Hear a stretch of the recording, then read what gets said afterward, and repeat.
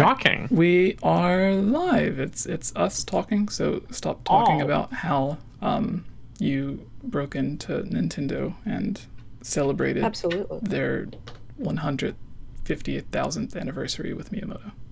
I always break into Nintendo. I have their clothes in my closet right now. You do.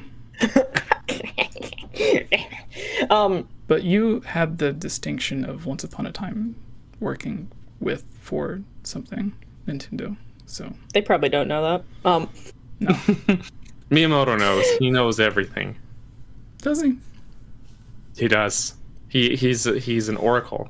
He has ocular powers. Yeah. I also bet he had absolutely nothing to do with the casting of the Mario movie. Maybe. Well, I don't know. Maybe he picked the Japanese. Salty. Also, I'm so salty. So totally unrelated. Before we actually start the podcast, I was at work. Talk about on the podcast. Sure. But yeah, I was at work, so I couldn't like have the volume really high for the direct. So I also had like the captions on. But every now and then the captions they just kept saying and at one point when they were talking about like the different actors that were going to be in the Mario movie, instead of one of the names, they just said croissant. I know exactly what moment that is because Miyamoto was saying like the actor's name, but he was like Chris San, right? Like the san suffix for that Japanese food. So croissant, I can. Oh my gosh! Kelly in the chat likes your shirt. He is croissant. Ferguson. Also, this is for you guys because I intended it as a joke long ago in the way before time, but the people in the chat might find it helpful as well. I reorganized the way the description is labeled. Oh, did you fix our Twitter handles? I did more than that. Oh, okay. Oh, shocking.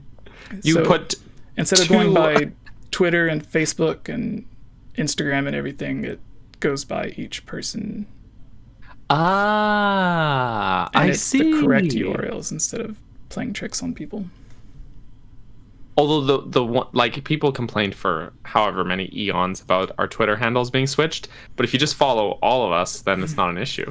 Yeah, and well, that was the idea, is that like they would click on you and accidentally go to Tubes, or click on Tubes and accidentally go to you, and then while they're there, follow you, and then go back and find the original one. Also, yes, Tube has stuff on her wall this time. What? No. Just say, yeah. Anime girl? You're muted. You're muted. My light is flicking on and off. I think there's a ghost in my place. There is a ghost. I literally just put up my posters like before we started the podcast. I was doing it as Jesse came in. So if these fall off mid-podcast, just pretend it didn't happen. Once upon a time. One time a poster fell on Jesse's I was about to say that. I was there for that, yeah. I was about to say, once upon a time, this... I wonder how, I don't know. Anyways. Also, I want everyone to appreciate Gertini and a martini. Yeah, I love it. I love that. So, still a ghost. The reason we are a little bit late, obviously, Super chat. We're always late. Yeah, Super Chat, what's to say? Viram, donate $4.99. Thank you, Viram. Do you guys think the release of Ocarina of Time on N64 Switch Online makes remasters less likely for the Switch? Should we give up hope for a remake? You don't think so? I kind of do.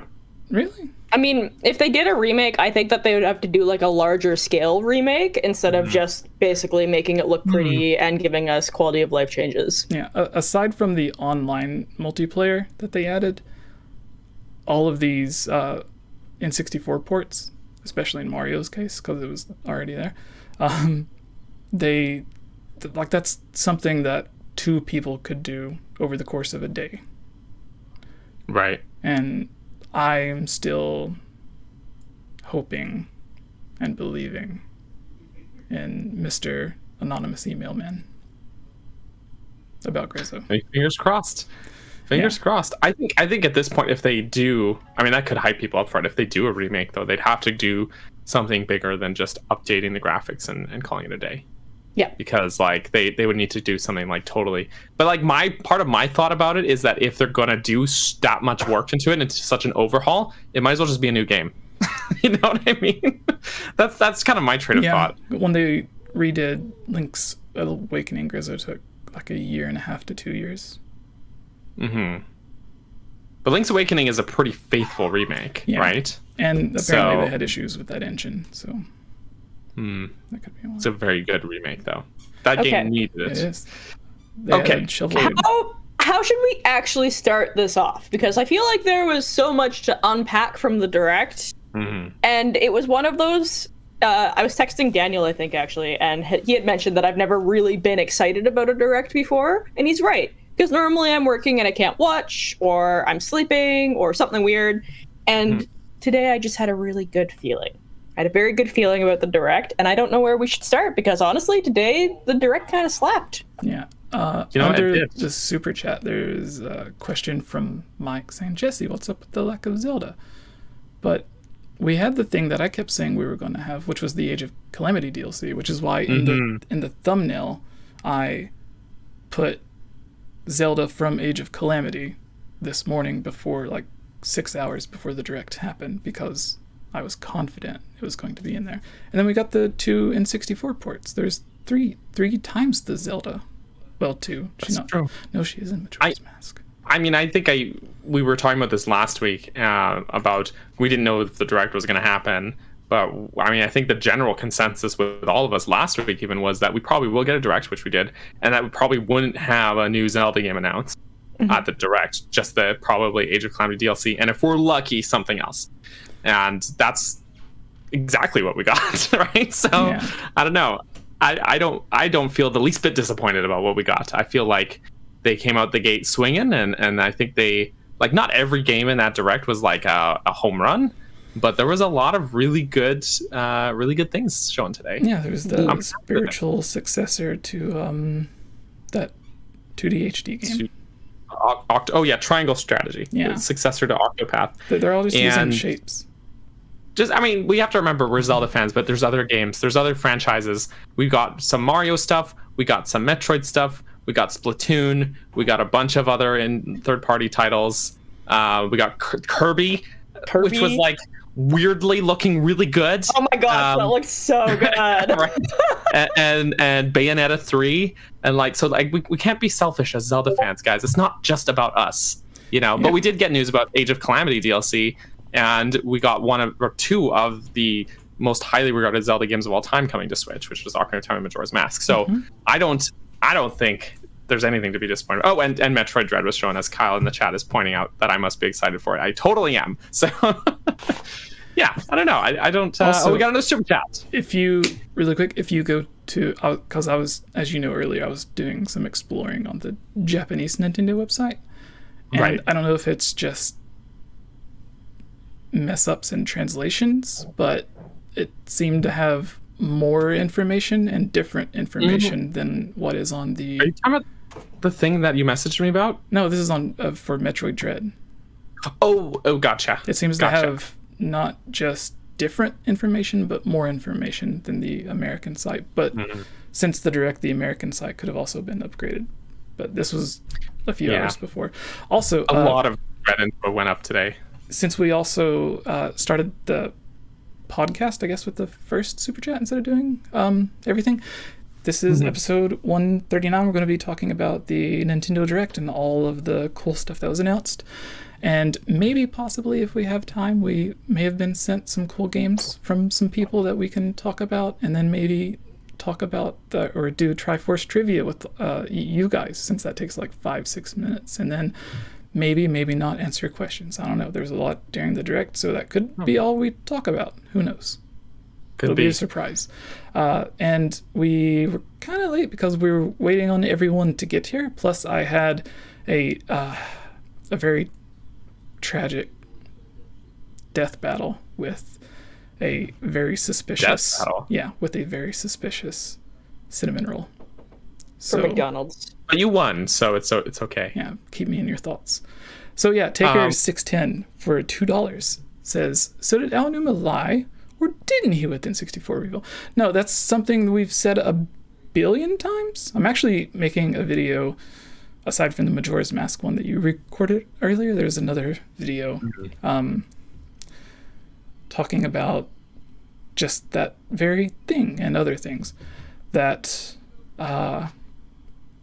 basically a billion times we've said that Nintendo always does stuff like that under their NDAs, which when you're like the person running Nintendo, I don't really think it counts. I think you're the one that makes the NDAs, but they pay their marketing teams millions and millions and millions of dollars to find or figure out the perfect time and perfect way to announce all of their games, and going out and being like, yeah, we got like 10 other Zelda games in the work, which we know they have multiple Zelda games that they're working on, but legally or morally they can't say that they are. Like when they said Skyward Sword HD would be impossible, or Majora's Mask. Yeah, and here's the other reason that we were Geek is welcome back, Geek. So yeah, cheers. there we also I'll be right back. My there's a ghost in here. I gotta go take care of it.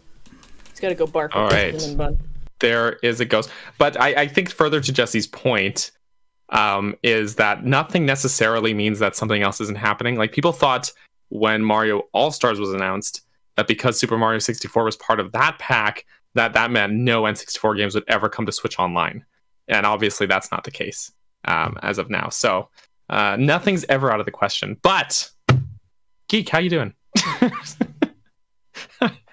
we just talk about how Rooster is officially confirmed? I'm so excited. I had this moment of like, oh, that's Animal Crossing. No, that's the roast. Yeah.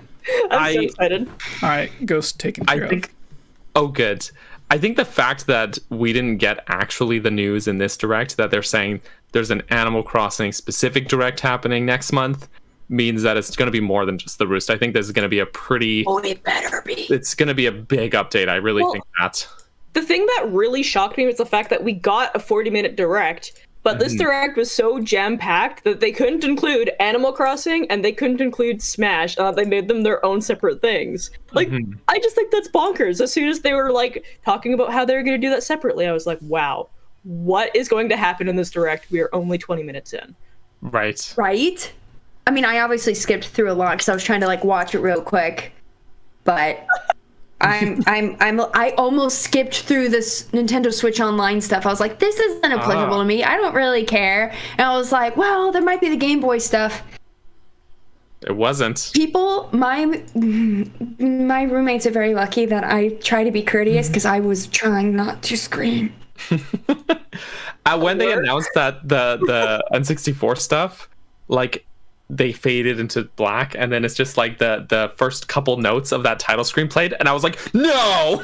Like, instantly I knew just from like those couple notes. It was incredible reveal.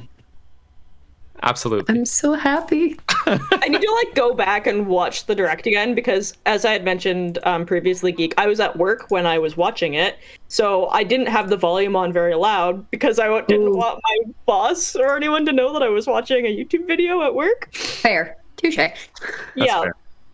So I missed a lot of like those fun, like, you hear the couple notes and you go, oh my gosh, I know what game that is. Mm-hmm.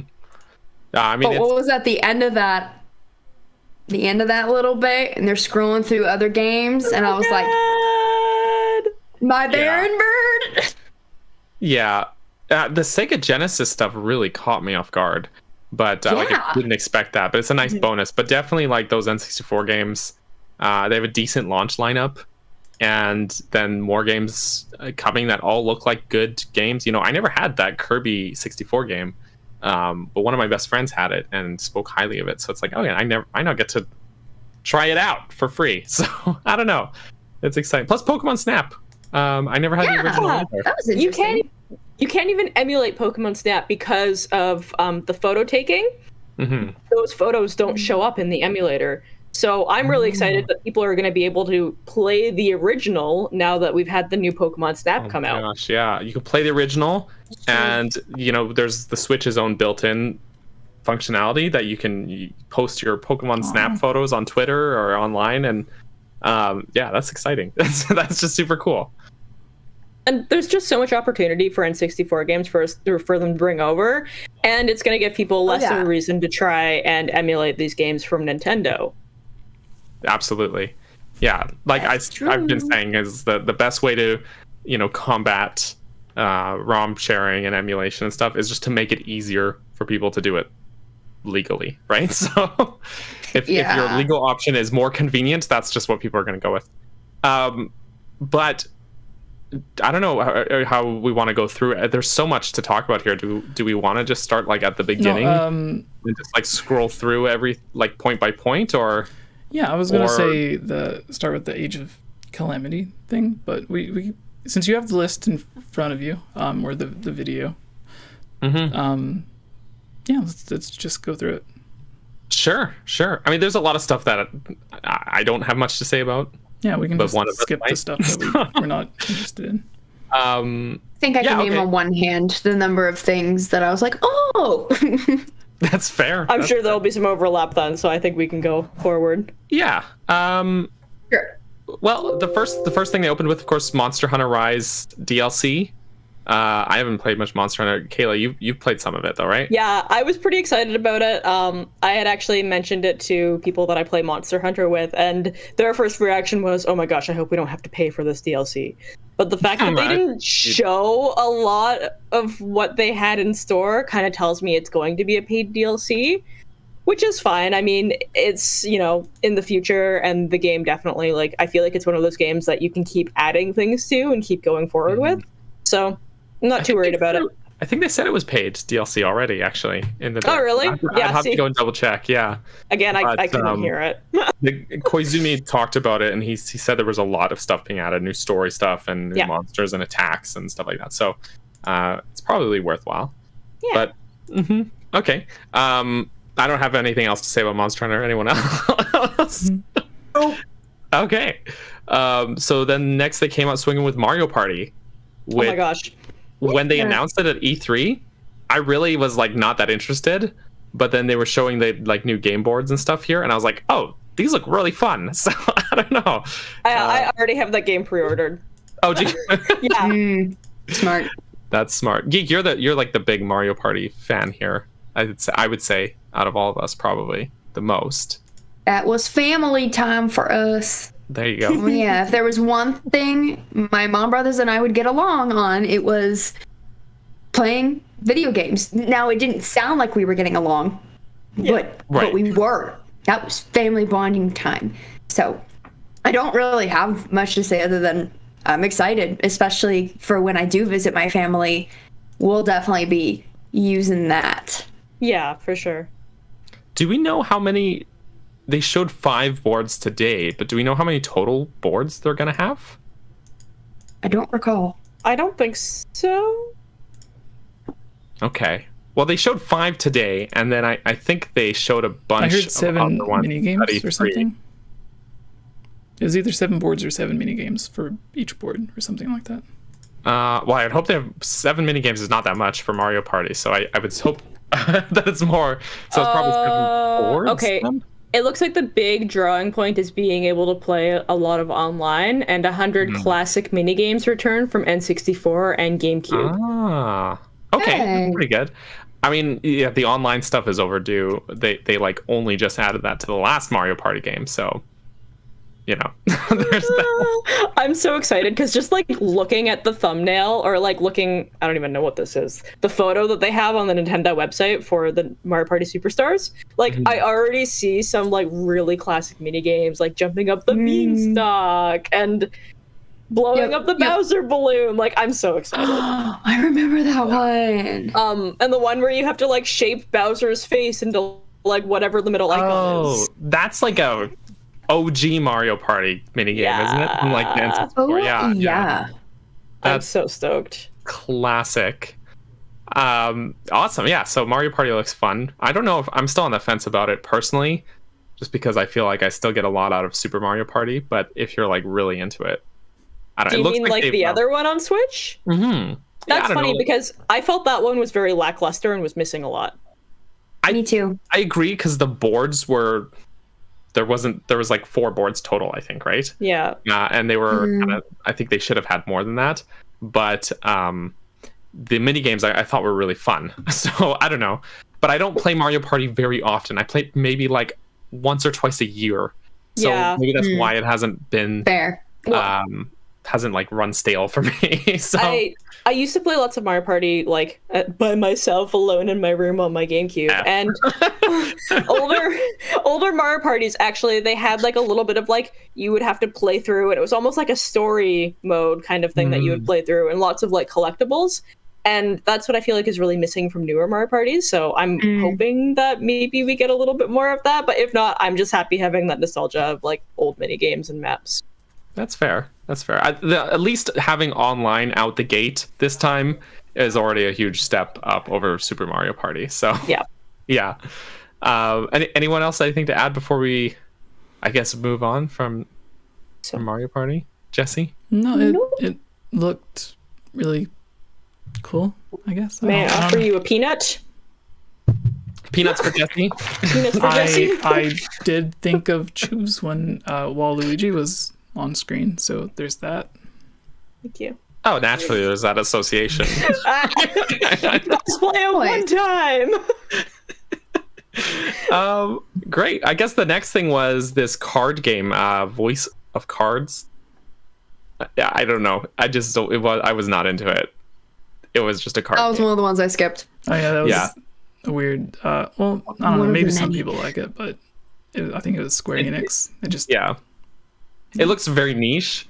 I was recording my reaction to it earlier, and I was looking over the footage, and I could see like the whole time I'm just like, like just very unengaged. I don't know. I mean, I could see some people would be really excited about it because it's Square Enix, and people, kind of go nuts over that. Also, Squeenix.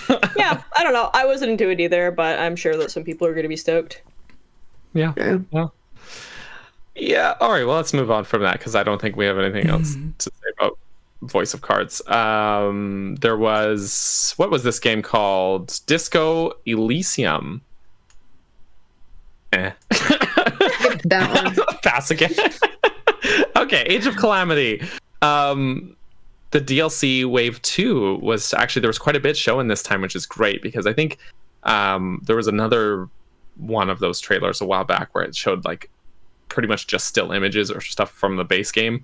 So I'm glad to see some stuff here, but we got like some shots of like what looked to me like the Colosseum actually, and like a really like a cutscene of Link teaching Zelda to ride the motorcycle is what it looked like, which was super cute looking, and baby Sidon, and just some other cutscenes and stuff. I feel like this was hinted, like I think Joe was hinting at this on Twitter. Yeah, because he said that he's going to be watching keenly, and then this came up. But he was like one of the only people with a speaking line in this trailer. But just saying. But it looks like we're getting playable Robbie and Purah, and maybe Suga. He was shown extensively in the trailer, but it didn't confirm anything. But I hope we get Suga because. But also something that I actually had to rewatch the trailer for to notice is that it looks like there's some new stages. One of the shots showing Robbie in play, they're actually in Kakariko Village, which you never visit in Age of Calamity. So we did. They just didn't want you there. Right. Well, you do through like a menu. It doesn't count. The overworld map menu. Yeah. Like to go to whatever, do side quests, which are just like clicking on an icon, is not quite as the same as actually like walking around there, right? But yeah, I don't know. This DLC stuff looked really fun to me. Like Robbie's moveset. The thing I'm unclear about is if they're two separate characters or if they're one character that's like some kind of tag team mechanic. Do you know what I mean? Because that's what it looked like. They're both on screen at the same time together at all times in this trailer. Oh, yeah, I did notice that. Did they say when it was supposed to come out, or it doesn't have a date? No, it's October end 29th. of they for once, instead of it being delayed, they bumped it up a few weeks. Well, here's what the thing says. Wave 2 Guardians of Remembrance, available October 29th. New story, Battle for Kakariko Village, Battle for Gopongo Village, and more, which makes me really hopeful that we'll see actually more villages then, like intact villages. New stages, Coliseum and more. Newly added playable characters, 𝗏𝗏 and Robbie, and one more. But they don't say who that one more is, but I really hope it's Suga. But maybe Aster. I don't know. Aster's not playable in the main game, right? I don't think so. No. I don't think so either. Also, I think everyone with the voice actor will be playable. Maybe. And then it says added actions and movesets for existing characters. Wait, 𝗏𝗵𝗃, what were you going to say? I just wanted to apologize. My boyfriend is playing Smash with like 4 other people in the living room online right now. So if you hear cheering and yelling, it's because he's playing Smash. Why are we doing Ask a him podcast? if he's winning, son. Smash. Are you winning, son? Are you winning, son? That's great. That's great. Yeah, guys. Any other thoughts about Age of Calamity DLC, which is probably half of what people are here interested wanting to know about? I'm excited for story cutscenes. I still haven't actually really beaten Age of Calamity. I'm not sure I have either. I keep buying these games on release and then never actually playing them. The only game that I've actually played all the way through on release was WarioWare. But didn't you say the game? It was like only a few hours though. It's 2.5 hours. Oh my gosh. But you streamed Age of Calamity, didn't you? I did, and I think like I got to the end of like the story and there were suddenly other things and people were like, oh, there might be coming. I was like, no, I'm done. It's done now. It's over. It's done. I did that in Banjo-Kazooie, even though I knew it wasn't the end. I hadn't actually defeated Gruntilda. I was just like, no, it's done. Oh my gosh. I never finished Banjo-Kazooie on stream either. I just got that up. Do you guys see Microsoft is letting Banjo-Kazooie be on the N64 thing?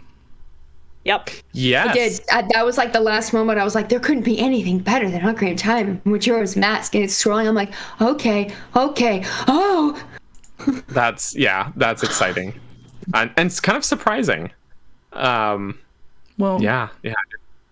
But I mean, they've had a good relationship with Microsoft lately, right? Nintendo has, I mean. So yeah, apparently more Nintendo Microsoft stuff is supposed to come sometime. So I know some people were thinking that we'd get like Game Pass on Switch or something. I was like, I don't think so. But I think the Switch could run all of the games that are on Game Pass. If they do it streaming. So one of the things which I mentioned earlier in 𝗏𝗵𝗃's chat, I was talking to someone, but there was a thing about Nintendo and Microsoft, like Nintendo updating their servers, and then Xbox invested a lot into xCloud, or whatever they call it now. They changed the name, but it's basically supposed to be one of the faster cloud gaming thing. And during the Direct, they had a couple of, not from Microsoft, but they're introducing more cloud streaming games on Switch. So part of the idea is that eventually Xbox will allow Games Pass or something to where those games could be streamed to the Switch. I mean, they even showed in this Direct those games Dying Light, which looked graphically fine. They looked pretty good, but they even said in that Direct that those were streamed games. And I think, was it Resident Evil 7 that was also a stream version as well for Switch? Or am I thinking of a different game? No, it might be mixed up. It was 7, because it was the one. It was when I used to have. It's kind of funny on PlayStation VR on PlayStation 4. It was like one of the only video games that my grandmother had ever played. So was Resident Evil 7? Yeah. So like I had her put on the VR thing. That. I had her put on the VR headset, and whenever she was looking around, she was sitting on a reclining chair. So whenever she leaned back in the chair, like I guess she forgot she was in it, but when she leaned back, she thought she was falling, because in the game she also went back. Oh my gosh. Oh, Jesse, I could not play that game in VR. You're not allowed to watch old people anymore. Who lets their grandma play Resident Evil on VR? No, Grandma plays what she wants to. Okay. It was the very That's beginning true. of the game where like nothing scary is going on. You're just standing outside before you go into the house. So I thought it would I know be some good people for- that can't even put on the VR headset if there is spooky music playing. Stop Yeah, making I don't fun know. of me. I'm so much of a wimp. I couldn't do it. So I guess kudos to your grandma. She's less of a wimp than me. So I mean, I Grandma and I cry would've been at homies. 26 years old seeing polygraphic dead hands. So a dead hand's scary, dude. The way his to be jaw fair, that's probably hinges 3-year-old trauma. Oh, for sure. Except in the 3DS version, in which he's wearing mittens. No. It literally looks like blue Jello with splashes of strawberries. I'm like, kids today do not understand. Oh, that's so true. That's so true. I never got through that version because my shield button was broken. I think I got 2 dungeons in, and then I looked up, and I was like, this is dumb. That's a mood. All right, what's next? Next is Chocobo Grand Prix. Oh yeah, the Final Fantasy Mario Kart thing. Yeah, My only question is why? Why Yeah. did they make this? I do not know. I do not know. I like looked away for a brief moment, and then I looked back, and I was like, "Oh, this is a Chocobo on a Mario Kart stage. Are we adding fun? Oh no, this is just its own game." I was shocked at how much time like the trailer took up in this direct as well. Like we're looking at a solid 2 minutes. It took forever to skip. I kept trying to skip, and it wasn't done. Is that even allowed? Why don't we just get a new Mario Kart and put a Chocobo in it? Sure. They're trying to torture Daniel, who still hasn't gotten it on the Switch. At least you're right. I will say it makes a little bit more sense than the Sonic Mario Kart game, because it's like, why doesn't he just run? Right? Okay, that's my issue with the Sonic racing games, and he's driving, and I'm like, he can run faster than a car. Why is he doing that? Okay, but Tails can't run faster than a car.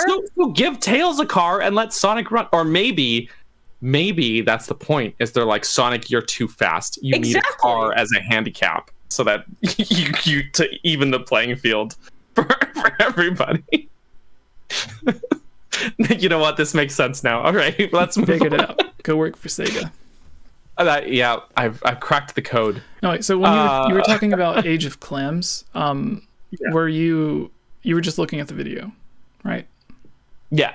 All right, I'm going to look for the press release to see if other details were given that wasn't in the trailer. But continue until then. Okay. Well, since I don't know if there's anything else to say about Chocobo GP, but I don't have anything to say about it. Died. Video. Oop. They announced the final Smash Fighter will be announced soon, and not actually who it is though. This is a great troll. They did. No, they psyched me out. called this though. He posted a tweet where he said something like he had a dream where he came on screen and was like, our announcement for Smash Bros will be there will be an upcoming announcement or something like that. He's an oracle too. He's everybody's sidekick on YouTube. He called the Wild trilogy as well. That's wow. Well, so October 5th we'll find out who the last Smash Fighter is. 15th. I'm looking at it right now. Tune in 10/5. Oh, I thought it was the 15th because I looked at it and I was like, maybe that's the my mom's slash. birthday. Maybe you thought the slash was the one. Maybe your glasses don't allow you to see zeros. Again, couldn't hear any of the direct. No idea what happened. Oof. No, October. All I know is Croissant is the voice actor for Mario. Croissant. Suddenly Mario's French instead of Italian now. Yeah. It's weird though is that the Sakurai Presents is at 7 a.m. Pacific, 10 a.m. So it's a little earlier than like pretty much any other presentation. And this one was incredibly late. Yeah, it's like the timing's been weird. I'm gonna have to get up early that day for it now. So actually, what day of the week is that? Yeah, that's what I was wondering. October. I mean, I don't care about Smash. Tuesday. Oh, 1 in 7 I was chance just kidding. It's Friday. actually Tuesday. Oh. Yeah, it is a Tuesday. Most I things literally happen on teach Tuesdays. at 10 a.m. Eastern Standard Time, so... I know. If I'm late for your class, I'll get detention. I wonder how long. Did they say how long it will be? As well? Well, he's announcing it, and then he's gonna go over it the way that he normally does a Smash showcase or like character thing. So it's probably gonna be like probably a while. Yeah. Back in the Wii U and 3DS I think it's gonna be days, lengthy. Yeah, back in the Wii U and 3DS days, I actually I was working at a used game store that didn't get many customers, so on the computer monitor that's next to the cash register, there was a Nintendo Direct happening, and I just watched it, and it was him talking about a single character for like an hour and a half, being like, this is how he moves and reacts with everything on the Wii U. Do you this think is how he's he does good it at on the Smash? 3DS. Yeah, he's good at Smash. I would hope so. Have you watched these things? I've never. No. One time he was showing off a character. He took 2 controllers, placed them next to each other on the table like this, and put his hands over them and played both characters at once and won. Okay, he is next level. And then he put his hands in his pocket, and he still won. He still won. No, he is. I think it was when he was showing off Hero as well, the Dragon Quest character, that he like faced off. He like did like a team, like a squad battle, and he like made himself a team, killed off all of his extra lives, so he was like down to his last stock, and then faced off against all the level 9 CPUs and won. And like like all of these, he just does things like this, and he's just like, oh, I'm just gonna demonstrate how the character is, and he's so calm and composed, and he does this stuff, and I'm like, how do you do this?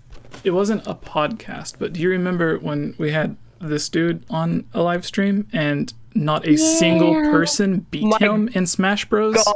After he was playing Mega Man. It was actually embarrassing. Yeah, Block single-handedly floored everyone, and it wasn't just like this gang. It was everyone in our Discord. It was. I wasn't there for that day, but like, I know that I would have been shamed. I heard about it. I think, so we were playing for a while before the stream even started, because I wanted to ask him before I started the stream, obviously. But it was about like 2 hours of just him destroying everyone. And it was 1v1, and we just lined up and kept getting slaughtered. And that was the day I died a little bit on the inside and gave up on Smash Bros. Oh no. Yeah, like, I give up on Smash Bros every time I'm drunk and go to Daniel's place and we play Smash for the next 5 hours. No, but the best part of it was just like he just casually mentioned the night before, or a few nights before, he had just got back from doing really well in an actual Smash Bros tournament. I remember that. See, I'm in this weird place with my skill level for Smash that I'm honestly like too good at the game for most of my friends in real life, like my IRL friends. Like none of them want to play Smash with me. Yeah, I am, but I mean, my competition is someone who doesn't game very much and an 8-year-old, so that's not much. But sometimes I come over and you kick my butt. It's fine. There you go. There you go. But a lot of my other IRL friends, they don't want to play Smash with me because I'll just destroy. I'll just wipe the floor with them, and I'll. But then I'm not good enough to actually like compete in a tournament because I've tried, and then I'm the one that's getting my butt kicked like very badly. So I'm at this weird in between stage. It's very upsetting. So it's cry. I got the details on Age of Clams. Okay. And there's been some people that's like, I love the Age of Clams thing in the comments, and then there's been some people that's like, stop calling it Age of Clams. Wasn't there someone that commented because you one time didn't say Age of Clams, and they were like, I think you mean Age of Clams. Yeah. But the best part is when talking to people, they even call it Age of Clams sometimes. So I feel like that's a win. You were trying to Google it the other day, and you Googled Age of Clams. I did. I felt stupid. But anyways, Wave 2 Guardian of Remembrance, available October 29, 2021, which happens to fall on Daniel's birthday, because every day is Daniel's birthday. Every day. Nope. Yeah. That's send incorrect. all of your pancakes and maple syrup to Daniel. Wait. Does it really say that in the press release? No. The second wave of Hyrule Warriors Age of Calamity expansion pass content includes newly playable characters, additional stages, and emotional new story sequences. So I love that they specify it's emotional. Mm-hmm. They're like, we're going to make just thinking that. It is, because maybe they all end up dying anyways, and then Breath of the Wild does happen. Like a true Shakespeare tragedy, everyone dies. No. Yes, So, that's the difference between a Shakespeare tragedy and comedy. In a comedy, everyone gets married, and in a tragedy, everyone dies. Exactly. It's true. I've been a part of both. Maybe we'll be able to answer Daniel's big question on the multiplayer thing. Or not multiplayer, but the 2 swap out characters. The like dual player Robbie thing. and Pura. So Yeah. new playable characters, Pura and Robbie, plus 1 more. Defend Hyrule as the quirky duo character. Oh yeah, it is duo character. Oh, there you go. Pura and There you Robbie. go. And their array of ancient technology along with another playable character. And do you guys remember the 3 different versions of the original Hyrule Warriors? Like the Wii U, No, 3DS, I never and played them. Switch. Well, whether or not you played them, I'm sure you're aware that like Hyrule Warriors had a bunch of DLC and then re-released on 3DS as Legends, which had a bunch more DLC, and then it even got more DLC when it came to the Switch. And I think at first they announced like the first 2 packs, like they did with Age of Calamity, and then after that they were like, surprise, more DLC and a different version of the game, which comes with even more DLC. And then they released Poor DLC Gerard, for the that. completionist. Yeah. So He died over that. There's a bird in my ear telling me that Age of Calamity will do the same, based off of its sales since. I kind of hope not, though. Like, I feel like Age of Calamity has a really good amount of content. I was able to 100% complete that game and felt very satisfied with it. And I was like not like overworked with it. I tried with Hyrule Warriors Definitive Edition to 100% it, and I did not even come close. And I was like tapped out. I was done with that game. And I put in more hours than I did with Age of Calamity. Yeah. I don't know. Like sometimes just have more stuff isn't always good. Do you know what I mean? Oh. And I think less is more. Exactly. And I think Definitive Edition was just too, like, there was just too much content for anyone to reasonably complete without having several years and no other games to play to do it. And I don't know. Like, while having all that content's great and all, you also have to think about like the replayability of a game. If you keep adding too much DLC, I will feel less inclined to play because it's going to take me forever to get through it. Why have all that DLC when everyone's just going to play as Tingle anyways? Yeah, exactly. I mean, you actually raise a good point, because we're going to come back to Metroid when we get to it, but the Metroid games, that like the 2D Metroid games, are all pretty short games. The longest 2D Metroid game until really Dread, I'm sure, is about 10, 12, 15 hours, depending on like how fast you're playing through it. But the thing is that those are games I revisit really often, because I feel like I can sit down and comfortably play through it in a weekend and get a lot out of it and enjoy it, and come back to it later and be able to start a new save file. Do you sleep during these weekends? That's my secret, Jesse. All right. I never sleep. So I don't know. Like there is replayability to be had in shorter games, I think, if the game is good enough. That's my point. Anyway, sorry, Jesse, go ahead. This next piece has me curious. But before, Age of Calamity, I believe, has sold, or at least done better than almost every other Dynasty Warrior games, not just the other spin-offs or the first Hyrule Warriors, but the main series as a whole. And like we've said a bunch of times, that just in pre-orders, Age of Calamity basically outsold all 3 versions of the original Hyrule Warriors in its lifetime. And if they felt it was incentive enough to keep supporting those games with DLC, even though the sales that they had, I think with Age of Calamity, they would be even more open to continuing with DLC. Because I just don't see them doing these 2 DLC packs and then that's it. And then like the 50 they had for the first Hyrule Warriors, which they did the same way, where like, here's these 2 DLC packs, and then we didn't think anything else was coming, and then we got like 10 more. But anyways, this makes me question something.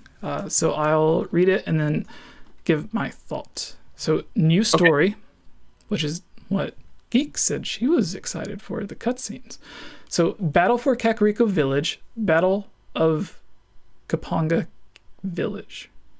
So the first one, Battle for Kakariko Village, and the second, Battle of 𝗵𝗃𝗃 Village, and more. Learn more about the champions and the mysterious guardian in emotional new story sequences as the fight for Hyrule's future continues. So it says continues, because at first when it said Battle for Kakariko Village or Battle of 𝗵𝗃𝗃, it made me think that the story DLC would take place during the events of Age of Calamity. It was just like a battle they skipped over on their journey, their long walks on the beach. So, but this says the fight for Hyrule's future continues, and that makes me think that taking it literally, the future continues, like, so right after beating the weird version of Ganon that is there at the end of Age of Calamity. Right. And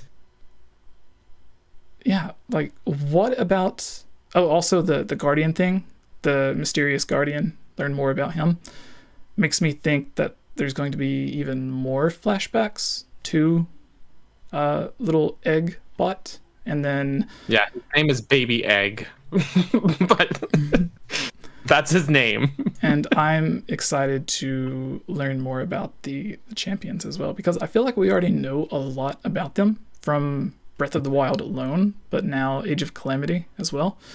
So what more could we possibly know? And since they're basically most likely not going to be in Breath of the Wild sequel, we need as much Daruk and Revali and the rest of them as we can get. And the rest of them. Yeah, well, like the rest of them. I mean, were they real champions? Hey. Excuse you, How dare you? Great. This is true. Urbosa's actually got a nice line in this trailer as well. Very dramatic shot. But it's talking about like adding movesets to the existing characters. So I'm wondering if the champions will get sort of like alternate weapons like Link has. I think Link and Zelda have alternate weapons in the game, the base game. And that's it, right? Zelda's wearing her goddess outfit at the end of Age of Calamity, right? Yes. Like she also wears it in and spring. in the trailer. Yeah, but so when she's talking to the egg, she has it on. And Link has the sword, the Master Sword, and the everything. So that makes me think that it's either late in the events of Age of Calamity or continues past it. Yeah, I don't know if it's... I feel like it's just gonna be ambiguous, because like I feel like the story of Age of Calamity wrapped up really nicely.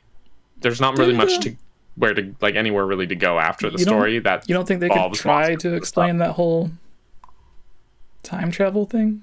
I mean, they could, honestly, because like even with the original Hyrule Warriors, that game ended like 3 and it just kept going. Like, you know? I've had some conversations with people who worked on that game, and even they were confused. That's fair. That's fair. Like especially definitive edition of Hyrule Warriors, the game like feels like it's like the end of Lord of the Rings, like the extended editions. where you're like, okay, it's the end, and then another scene starts up, and you're like, oh, okay, it's still going, and then half an hour later, you're like, okay, it's finally over. Yeah, but it's because they like rush a bunch of the end of the book to Right, but in Hyrule Warrior Definitive Edition's case, it's just like I feel like they didn't pace out the story properly, because there's like 3 points that feel like the ending, and only the last one's actually the ending. You know, before I even played through the whole game, my little brother came over and we watched through the cutscenes, which I didn't want to do because spoilers, but I wanted to prepare for the last time we had Joe on, which ended up not really being needed anyways, because we kind of held back a lot of information during that to not spoil everything. So right. Yeah. Anyways, hey, look, it's a Tubes. So if it did continue after, what do you think it could be about? I don't know, because the thing is, like the end of the game, spoilers, Link defeats Ganon, right? All the monsters gone. Peace returns. Zelda defeats Ganon. You know? Oh my gosh.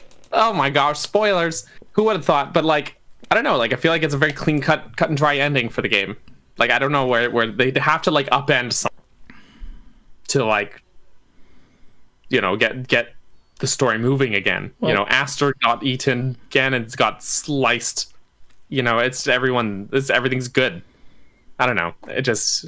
But the thing is, the other characters, the time traveling characters that came from the future. Again, spoiler guys, they're not in this trailer at all. So maybe there is something to that. Oh. Or maybe they're not in the trailer to avoid spoilers. You know? Like, maybe they don't want to spoil. Like, if someone hadn't bought the game and then saw the characters, they'd be like, what the heck? So maybe it's just spoilery reasons. Especially since it was revealed during like the middle of the direct, where they could actively avoid clicking on a YouTube trailer that just got released. Yeah. But if they're watching the direct, then I could see them. Yeah. But so they probably just didn't show it for spoilery reasons. You mentioned, I forget what I was saying. They're wrapping up everything, but still having a few moments that didn't make sense or whatever. No, that was in Hyrule Warriors Definitive Edition. That felt like that, where there was like so many endings. Like in the original. Yeah, not Age of Calamity so much. Okay. Like the original Hyrule Warriors, it was like you fight through. Okay, now you defeated 𝗂, everything's good. Oh, just kidding, Ganondorf's back. Okay, then you defeat Ganondorf, everything's good. And then, oh no, all the Wind Waker stuff's happening now. And it's just like it ended, and then they had to like find an excuse to keep the game going. That's how that game felt. Hyrule Warriors Age of Calamity didn't feel so excusey to me. So that's sorry for the confusion. I feel like they could do something with the DLC boss from Breath of the Wild, because technically he should still be there. He's in Hyrule. He is in Age of Calamity already. But like he's an unlockable character. Yeah, I know that, but like as a main boss. Not a boss, just an unlockable character. Yeah. But yeah, I think some of the confusion may be from the interview you and I discussed a while back, where the director of Hyrule Warriors said something like, or maybe it was 𝗟𝗏𝗔 that said it, but basically he was trying to get advice from 𝗟𝗏𝗔, or like ideas on what he could do and what he couldn't do. And he was basically just like, play Breath of the Wild, do whatever you want, as long as it connects to it. So I don't think that the overall main story of Age of Calamity was actually Nintendo's idea, and more of just what they wanted to do, because in the end, Nintendo was going to be like, oh, it's not canon, so do whatever you Good want. Point. Do whatever they want. Yeah. So the next thing, new stages, Colosseum, Lanayru Road, and more. See how places like the Colosseum and Lanayru Road looked 100 years in the past, along with other iconic locations and brand new story stages. The interesting thing with this, the picture it has beside it,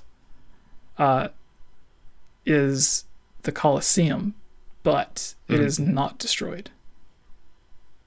Right, so and in the trailer that it looked not destroyed as well. Yeah, so maybe it does take place. No, yeah, it wouldn't have been destroyed, would it? Because the Hyrule didn't get really taken over. Yeah. Okay, so and that makes sense. Because I was thinking, I'm wondering that Lanayru Road, is that going to be? Is that going to be like the promenade and that's up where to the final gates? memory is? Well, not the final memory, but close to the final memory. The where Rivali flies up and is like, "Oh, you came back. Yeah. Let's go to the castle." Yeah. Interesting. All right, the last one. We can. Sorry. Yeah, go on. This one's really quick. More added features. Take on newly added enemies and explore stages with new enemy types and vicious monsters. So I guess that's the new type, vicious monsters. Is it a color above gold? Boss battles. You can also try out the newly added moves for existing characters and lots more! Exclamation point. So what would lots more be? Just new weapons and stuff, I guess. Possibly, maybe costumes. Yeah, that would be cool. So, with the first off, what were you going to say? And then second, for Tubes and Geek, it says that we get new story taking place in Kakariko Village, Gapanga Village, Lanayru Road, Colosseum, and more. It says more twice on those. So what other areas would you all like to see in Age of Calamity? What do you guys think of that? Daniel. What were you going to say before I rudely interrupted you? No, you didn't. I'm not sure what else. There's a lot of unexplored space in Hyrule still. What about that mirror before it was broken? At Palmora Beach? Mm-hmm. I don't know. Or maybe we can get the backstory on why that one woman is in love with robots. Well, then this would be like way before she's born, though. Or we could find out the origin for the angry flower woman and how she can catch Lionels.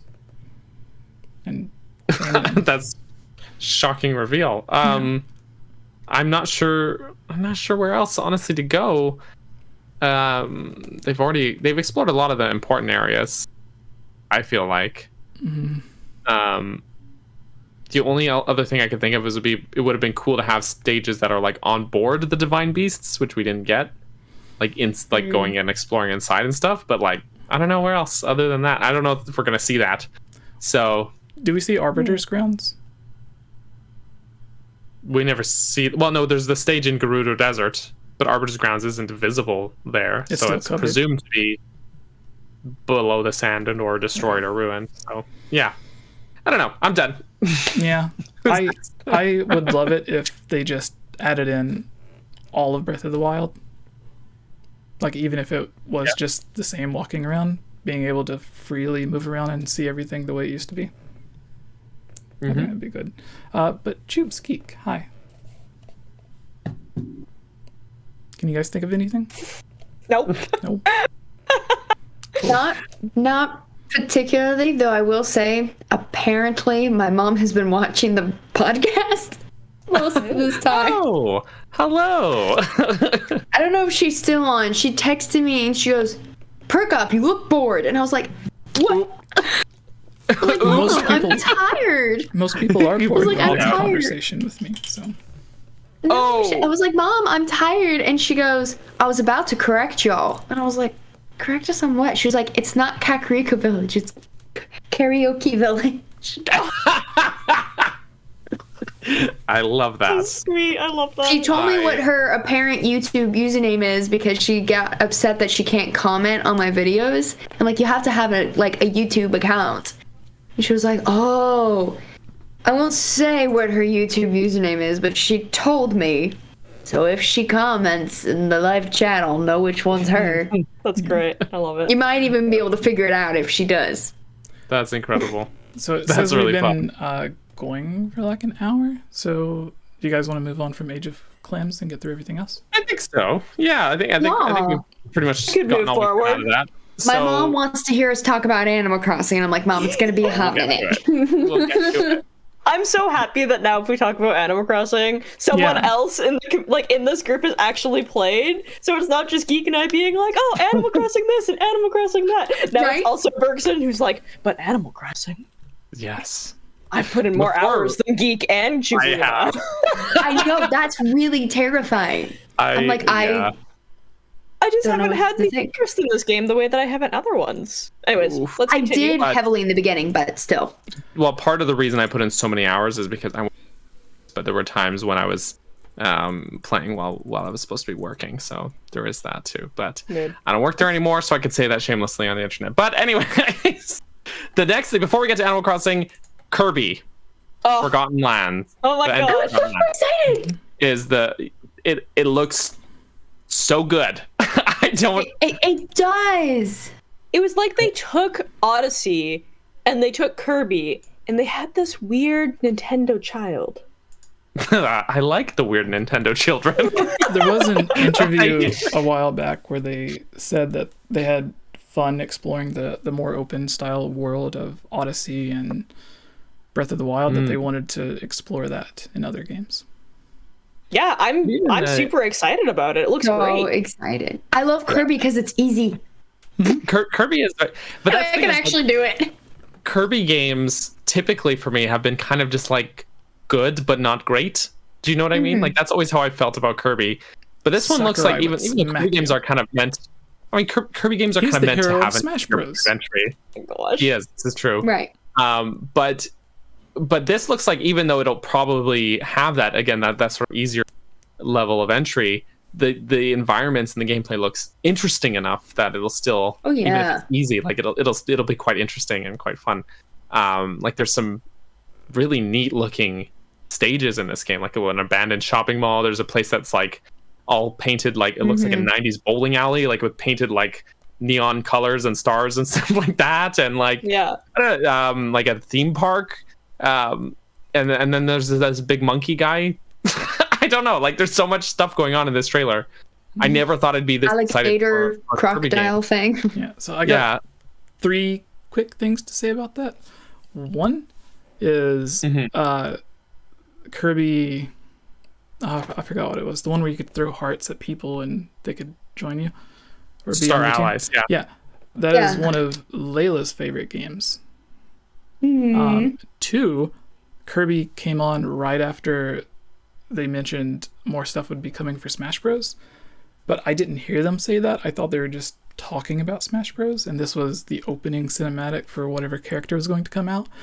And I seen the stairs and everything, and I was like, I have no idea what that is from. And then I seen Kirby, and I was like, oh, well, maybe the real character is going to come out and like stab Kirby like Sephiroth did Luigi, or Nintendo seems to like doing for some reason. That's true.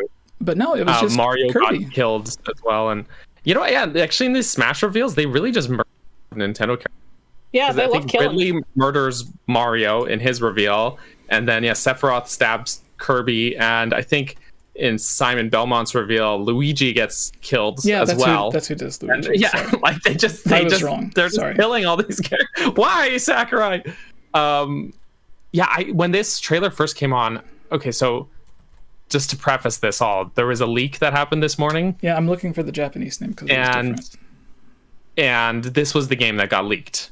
Yes. Right? It was one of the games that got leaked. I had heard that there was a leak, so I kind of went dark on the internet for today, because I was like, the only thing I did really online was I tweeted about a video of mine that's going live tomorrow, and I was logging off Twitter now because I don't want to spoil anything. I don't want to see this. And I'm glad I didn't, because I'm glad I didn't know going into this direct, because when this trailer started, and it was just showing some of these environments, I was thinking, is this a new, what is this, Splatoon, or is this a new IP, or what? I had no idea what this was, or I had no expectation. I had no idea what to expect. and then you see Kirby washed up on shore, like the beginning of Assassin's Creed 4, and this deserted island, and it looked, it just looks really bright and looks really wonderful. So I'm really glad that I wasn't that leak didn't spoil it for me. Leakers suck. Yeah. So we leak stuff sometimes. Yeah, kind of. So whenever I seen it, I posted in the Discord that there was some games that leaked, because there was this and Bayonetta 3 and some other stuff. That when you go to Nintendo's Japanese website, they had like games coming out soon, like this week, games coming out this month, games coming out next month. And then if you went to 2022, there was Kirby and Bayonetta 3 and some other stuff. And then some games were just like whatever the developer's name is, and then in parentheses tentative title. Yeah, it wasn't even like an actual leak. It was just that their website updated super early.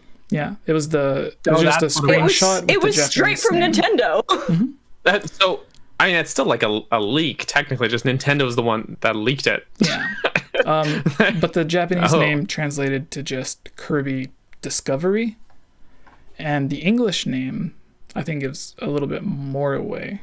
Well, it's Kirby in the Forgotten Land. Yeah, but it looks like you're like in a resort town that's like long since abandoned. Well, that's sort of my thought, is that because it looks like there's weird misplaced stuff that doesn't seem to be there.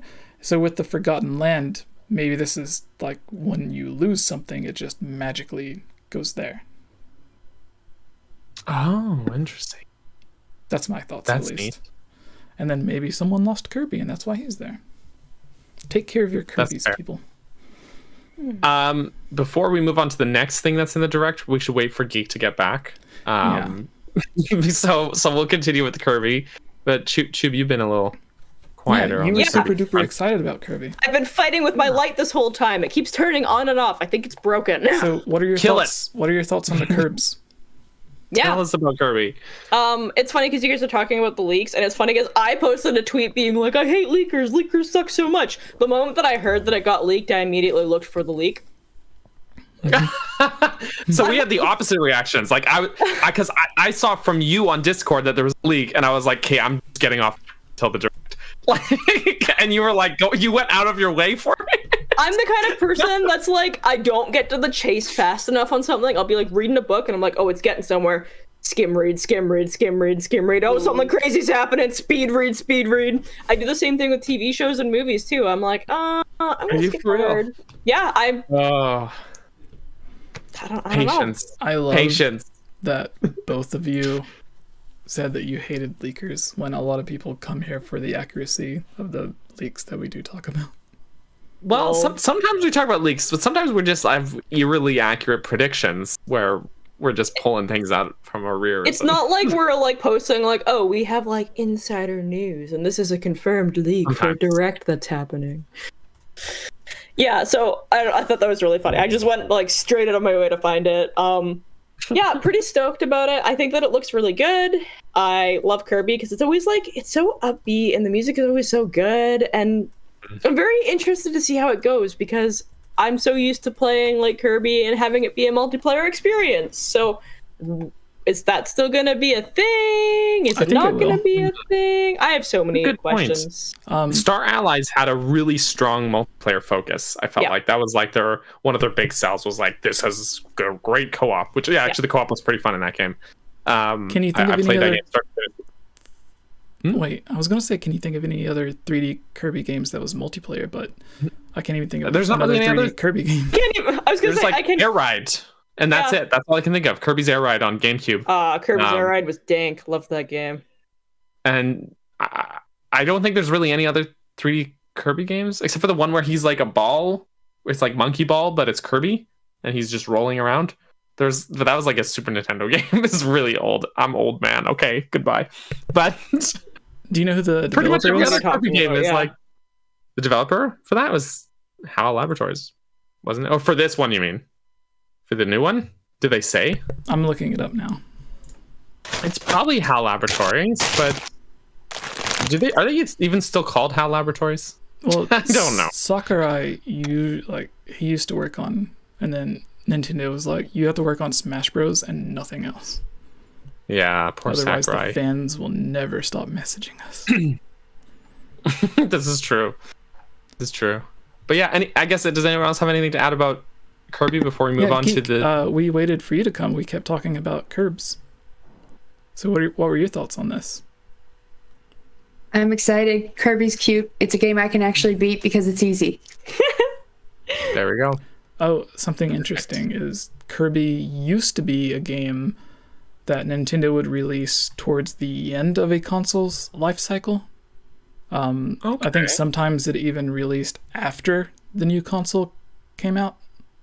Like, I think one of the Kirby games on Super Nintendo came out after Nintendo 64 came out. Like, Yoshi's Island did as well. But, yeah. So it could be like Doom for Switch. But I think the 3DS having 50 Kirby games kind of broke that tradition. Yeah, they've just been pumping out Kirby stuff for a long time. Although I think even the 3DS had some Kirby stuff that was like post Switch release. But I don't know. Kirby just seems to be like one of those games that has that's what they needed. Multiple releases per generation, as opposed to like we'll get usually one Zelda game per generation. I just remembered Nintendo's Yarn games with Yoshi and Kirby. Yes. Give us Yoshi's Zelda Woolly World Yarn. was awesome. Give us Link's Woolly Adventure. Nice. Well, we had that Nintendo Land game that was like that. What was it called? Battle Quest? Mm-hmm. Oh, yeah, and that was basically a Zelda Yarn adventure. But next on our docket, we're not even halfway through this direct, guys. Well, most of the stuff is like one sentence. But true. things. But Animal Crossing. Sorry, Jesse. I'm sure you have very little thoughts about this, but No, it's all right. oh, we had to wait for Geek to get back before we transitioned over to. But now she's back with peanut butter. So, Animal Crossing. Did she leave? DLC, yeah, to get peanut butter. But, And keto chocolate. and Yum, keto yum. chocolate. Yum. Oh, that sounds really good, actually. But so we don't have a lot of info from this direct about Animal Crossing, other than that we'll get an Animal Crossing focus direct next month. But we know for sure that the Roost will be added to the museum instead of its own shop, unfortunately. I would have liked it better if it was its own shop that would place on the island, but that's just me. I agree. But, Probably no room, but true. I mean, you can make My room. island has no room. My island has maybe- no room. Mine too, but like I feel like It's you an can make. excuse to rearrange. Yeah, exactly. Like it'll incentivize me to Touche. like change things around again, because I haven't done that much change with my island in I a long want time. a second island that I can travel to. Didn't I- Nintendo have a direct just for Animal Crossing on the New Leaf? Like whenever they introduced like Majora's Mask and the cow, I think, or something like that. There was some sort of aminal. I don't know. I hope they have Zelda stuff coming soon to Animal Crossing though, like they did with the Mario stuff, because I thought that was a lot of fun. That was one we'll of see. the things from long ago. We'll see in a few weeks. But I think But it's just amazing that even though they kind of teased us with this one, that it is going to be so much new Animal Crossing stuff that it warrants its own Nintendo Direct, and not enough to just give 30 seconds and then move on, because that's what I thought it was going to be, was that Zelda stuff. And then they were like, interesting point just though joking. Tune in next month. is that this is not Geek's long predicted paid DLC. It does specifically say that it will be a new free content update in November. Fine with that. Nintendo also I'm said, fine with not paying more. I was gonna. They might be separate things though. Like there might be something else that they discuss in the Animal Crossing showcase that they're doing that might be paid DLC as well. yeah, That update seems very, kind of in theme with what they've been doing with Animal Crossing, where they do the occasional updates to give us new items or new whatever they want to do. Choobs is a very smart person, because True. my thought was Nintendo also said this was going to be a direct only about games coming this holiday. But then the very first thing they said was, hi, this game's coming in 2022. And then over half of the stuff was coming in 2022. They said this winter, so that could be from basically like November to March. Yeah. Okay. Yeah. Which was really interesting, though, because I had really expected this Direct to have something that was going to hit really hard for Christmas season. Mm-hmm. And there isn't. So too. Like, there's lots that, like, you know, we have, like, Dread and Mario Party, and even, like, the Pokemon Legends isn't going to come out this year. And Daniel's we're getting the remake of Diamond and Pearl. Like, that's a good point. Yeah. I feel like they didn't show Diamond and Pearl. Probably Pokemon's doing their own presents stuff, or the Pokemon presents their own directs, basically, right? So, like, we haven't seen very much Pokemon anything in any direct in a while, because Pokemon company is just doing, they took it into their own hands. Kirby is spring 2022. That's a good, okay, that's fair. That's one of the games. That means I'm not completely wrong, like I usually no, and you're right. And like, yeah, some of this stuff, actually a lot of this stuff seems like it's 2022 stuff. Like Bayonetta, Splatoon, a lot of the big ones. Off topic, though. What do we want to see out of an Animal Crossing thing? I'm with I think even just having Brewster checked the boxes for a lot of people, but yes. I mean, I had a lot of fun trying to find that one guy's tent at the very beginning of the game. So your own tent? No, your tent? You have to set your tent up, and then you have to go find the other dude's tent. Nook? His nephews? Maybe. Yeah, I think that's it. All right. You could have used your map, Jesse. I know, but I was not the one playing. There you go. There Layla you go. was playing, and I was kind of glancing down every few minutes, and I was like, "What are you doing? Looking for a tent?" Mm-hmm. Yeah. Fair enough. Fair enough. Mm-hmm. Geek, give us the lowdown. Oh my I know you have thoughts. So many things. Yeah, you have. I know there's thoughts. Videos full of thoughts. You have But Kirby's dad. very on happy speed dial. about the Roost. I'm very happy about the Roost and Brewster. I've been debating making a video on this topic for a while, and it would sound controversial at first, but very minor ways that Pocket Camp does it better than New Horizons. Extremely minor. Like, the only thing would be, maybe not the only thing, but the constant activities, so much more content, like clothing choices. Like, they're like, it sounds so superficial, but I get all of the clothing, and there's like a lot of clothing and furniture items in Pocket Camp that I'm like, I want these. I want these items. I do want fortune cookies to return, not the way they are in Pocket Camp. Yes, So they're expensive. I would die if they were like they were in Pocket Camp. You have to and I want a bigger, what's it called? Nooks thing. I get that it's a desolate island, but it only had one upgrade, and it's supposed to be like a superstore. Yes, Gracie Grace. Oh. You guys have to explain this stuff to me, because I haven't played the old games. But so the fortune cookies, there were fortune cookies like in New Leaf, and like you would buy the fortune cookie, open it, and then you take them, and you got like a reward, and that's how you got a lot of like Mario items. Zelda items, like really cool stuff. You could get a freaking Master Sword, okay? Basically be Twilight Princess Link too. Yep. And in Pocket Camp, you had like these cash bell things that you could get, but they were so hard to come by that there were a couple times, I will admit, I shelled out these cash things to be able to buy the fortune cookies. And the odds were never in your favor, like hardly ever. It was horrible. And in old games, Nook's Cranny was like a little shanty, and then it upgraded to basically what you get it to in New Horizons. But then there was like a third and a fourth edition. Like, it was an emporium. Leaf was there. Yeah, because in New Leaf, basically what they did is that they started out with like the store, and then you could upgrade and get a second level. And then I think you could also get Gracie Grace in that as well. Like, that was the third level.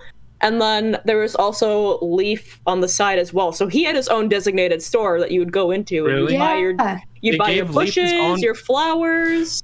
Yeah. I want that. Because I've been saying for months that like characters like Leaf should just get their own shop. Yeah.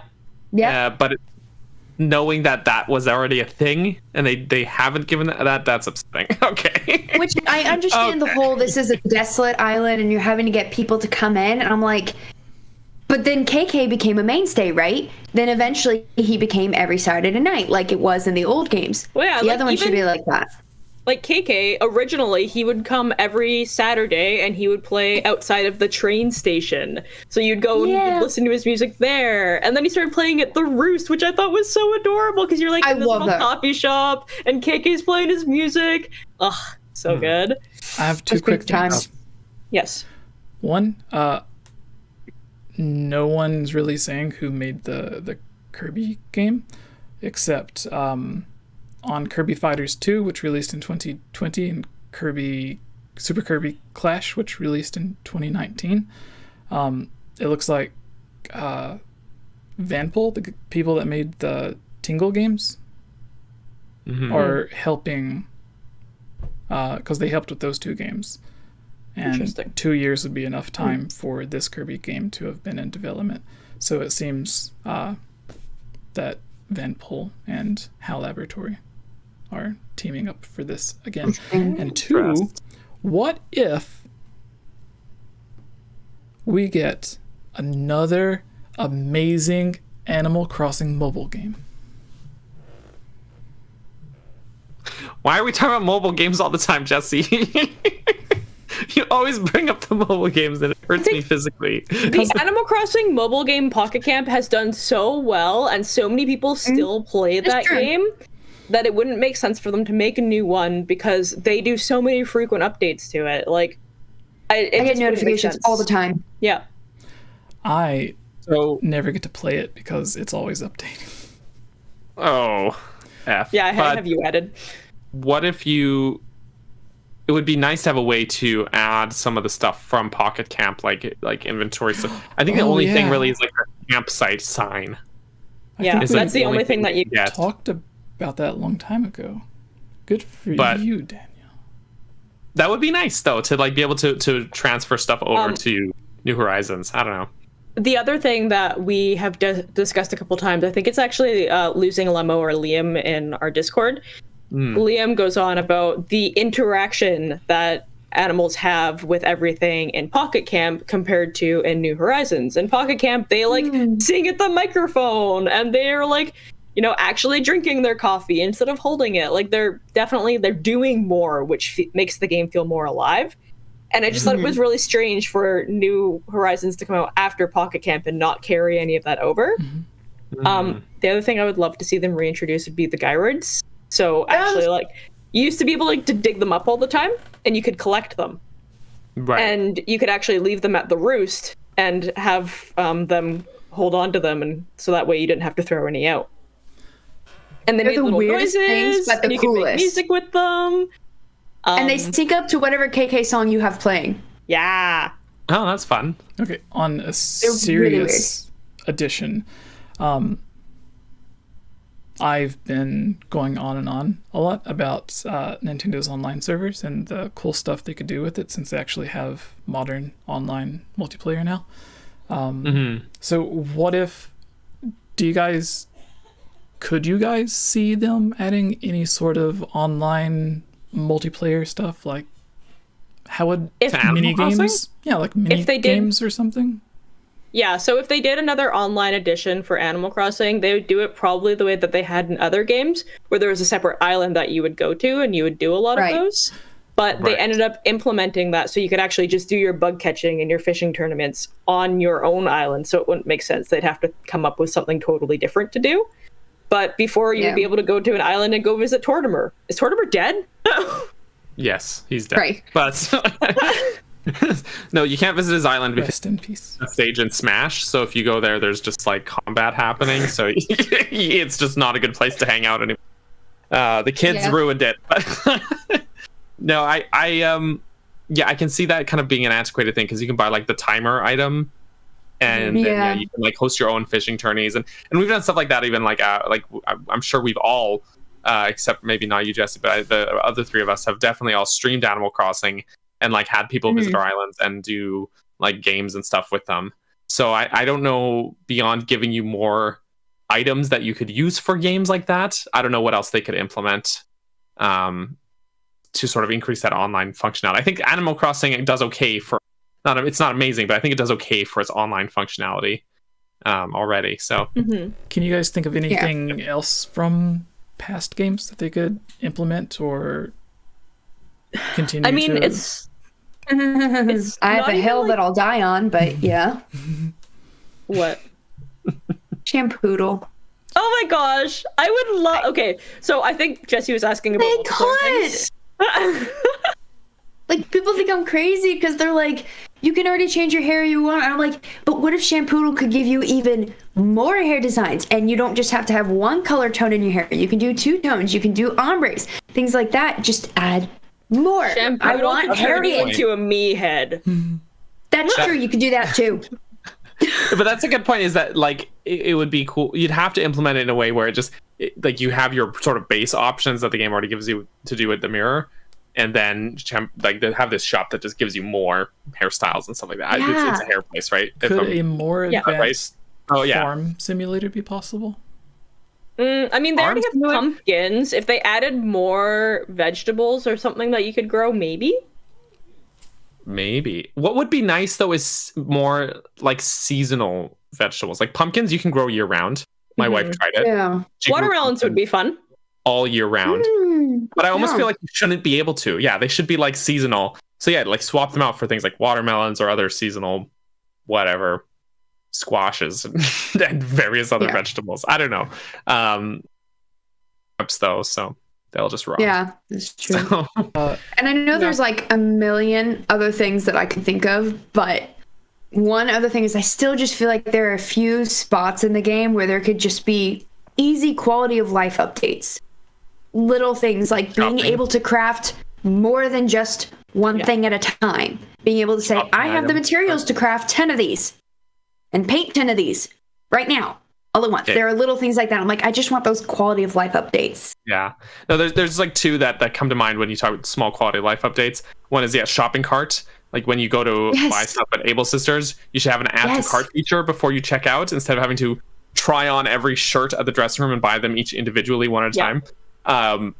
And also, this just drives me nuts because it makes no sense to me. If you're using the Nook Shopping app or the ABD through the Nook Shopping thing, it's basically the in-game version of online shopping in real.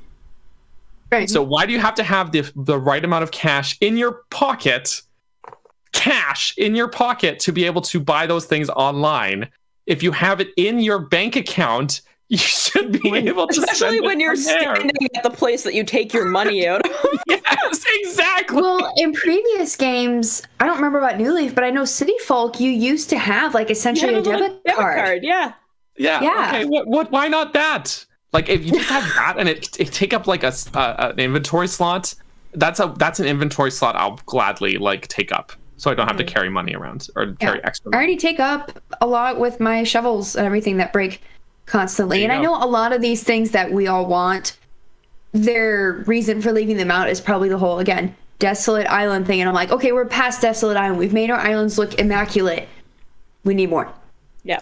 So I think that's also sorry. I was gonna say I'm looking on Animal Crossing's website, and it looks like there are some interesting stuff. Because you guys only mentioned the one thing earlier that connected Pocket Camp to New Horizons, but it says get a download code for themed items to use in the Animal Crossing New Horizons game, and 50 leaf tickets to use in the Animal Crossing Pocket Camp mobile game, and more. Yeah, leaf tickets. That's what those things were called. I think that is that's the campsite sign. And it's only one item though. The 3 updates that it has on its news thing. Sadly, it doesn't say anything about the current DLC, but on the first one it says May Day, International Museum Day, and Wedding Season come to Animal Crossing New Horizons. And the second is get ready for August fireworks and newly added seasonal items. Those are old updates. Those are old things. Oh yeah.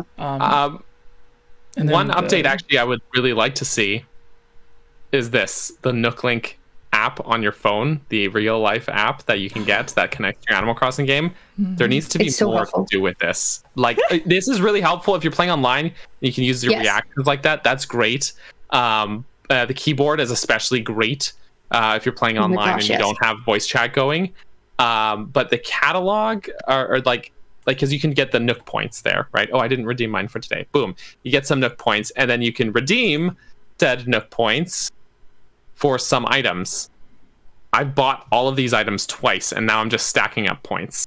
Nice. And it's just there needs to be something. I just want to see them add more items. This basically is where I'm going with this. Because it's just like there's how many? 2, 4, 6 things to buy, and then once you bought them, like, what's the incentive to keep collecting points at that point? So I would like, or maybe even if you could just exchange those points for in-game Nook Miles tickets or something like that, or even just Nook points. I don't know. Did the area that they showed the character walking into or walking around in the museum trailer, does it have any importance that could it's the museum? There's the Roost though, but it's like a coffee shop, right? The other thing that they could that's the thing everyone's excited about is with Celeste, you used to be able to make your own constellations, which was quite fun. I used to love doing that. I love doing that. Should have like a planetarium room in the museum. That's what she used to have. Are you kidding me? Oh my gosh. Okay, so I didn't know that. I haven't played the old games. I didn't know that, but that would be perfect. And she should have that. That's all I'm saying. And then you would know what you could do is if you're not sure, like that evening, if she's on your island, you could go over to the planetarium room, and if she's not there, then you know to go outside and look for her. Then that would be cool. That's all I'm saying. But I'm wondering, with the Roost being added, I actually built like a coffee shop on my island. We all did. Yep. Right. And I'm like wondering now. I think my mom and I each have 2. Do I need to take that down now? Ooh, competition. I need to maybe take it, like replace it with something else? I don't know. There's just make it a mini restaurant, a bakery. So my best friend Isabel, and I don't remember this being announced during the actual direct, but she has an update saying Series 5 amiibo cards are coming soon. Details on this card pack will also be announced at a later time. That's on Isabel's Twitter. Twitter? Okay. Yeah. And you know what would be cool, actually, if they do add a planetarium? I just thought of this. It'd be cool if Celeste, like, you could talk to her, and she would predict when the next shooting stars would be. That'd be so cool. Yeah. If she was like, Some of us like to plan. On oops, I accidentally just turned my flashlight on. So like, oh, we're going to have some on Tuesday night. And then, ahead of time when to, like, be ready. I don't know. There's so many things they could do. There really are. It specifically says the direct will be in October, talking about things coming in November. Yeah. Yeah. Which is good because I've just hit the point now. Like, just in the last few weeks, I've hit the point where I've started, my interest in Animal Crossing has been, like, waning, and I haven't played for a couple weeks. It's taken me this long to get to that point. And now I'm feeling that's Animal Crossing fatigue, and I've just stopped kind of playing. Just popping in now and then to, like, make sure my villagers don't hate me and pluck some weeds and stuff. But this is definitely renewing my interest in it. So yeah, it's great. It's you would have done well in the old games, because in the old games, if you just didn't play for a while, they just left. Oh my gosh. They just moved out. You would log in and you'd have a letter in your mailbox from so-and-so saying they moved away. I'd cry.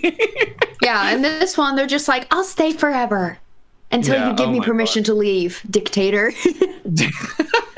I will take being a dictator if it means that Punchy lives on my Animal Crossing forever. Yeah, exactly. This is Animal Crossing. I manufactured how my island would be, including its villagers. Yes. Exactly. Okay. Should we move on? Yeah, I was just thinking we've talked Animal Crossing for a good while. It was just funny because it had, like, the least actual info in the direct, and we've talked about it probably the most now. And yet, I was excited. And yet, yes. So next on our list, Mario Golf Super Rush is getting a free content update that actually came out. It's actually today. It's already out. It should be. Cool. anyone Continue. here play Mario Golf? Did any? I didn't. Okay. Yeah. Okay, there's this Disney game, Disney Magical World 2 Enchanted Edition. I have no interest. I have nothing to say about that other than the total disrespect of showing Disney probably got Kingdom Heart fans so riled up. I thought it was Kingdom Hearts. I did not even consider that. I 100% thought it was Kingdom Hearts. I will say this though, at the very start of that trailer, it goes, it shows Mickey with like an envelope, and then the guy goes like something about getting an invitation, and I legit stopped for a second and was like, dear God, tell me Mickey Mouse was not added to Smash. Oh my gosh. And he wasn't, and thank goodness. But I was like, that would have been hilarious. Do not. You will make everyone so angry. But if they did, it would be really funny because they want Sora so bad. They want Sora, and so many people are like, they're not going to add Sora to Smash because of Disney copyright, blah, blah, blah. So it would have been really funny if they added freaking Mickey Mouse. Disney's literal mascot. And thank goodness. Nintendo and Disney, I don't know who the exact developer was, but they worked together for the Mickey's Epic Paintbrush or something like that. They released on the Wii. So Epic Mickey, something like that. Yeah, they do have a positive relationship. So. Oh, for sure. Well, because they both like money, you see.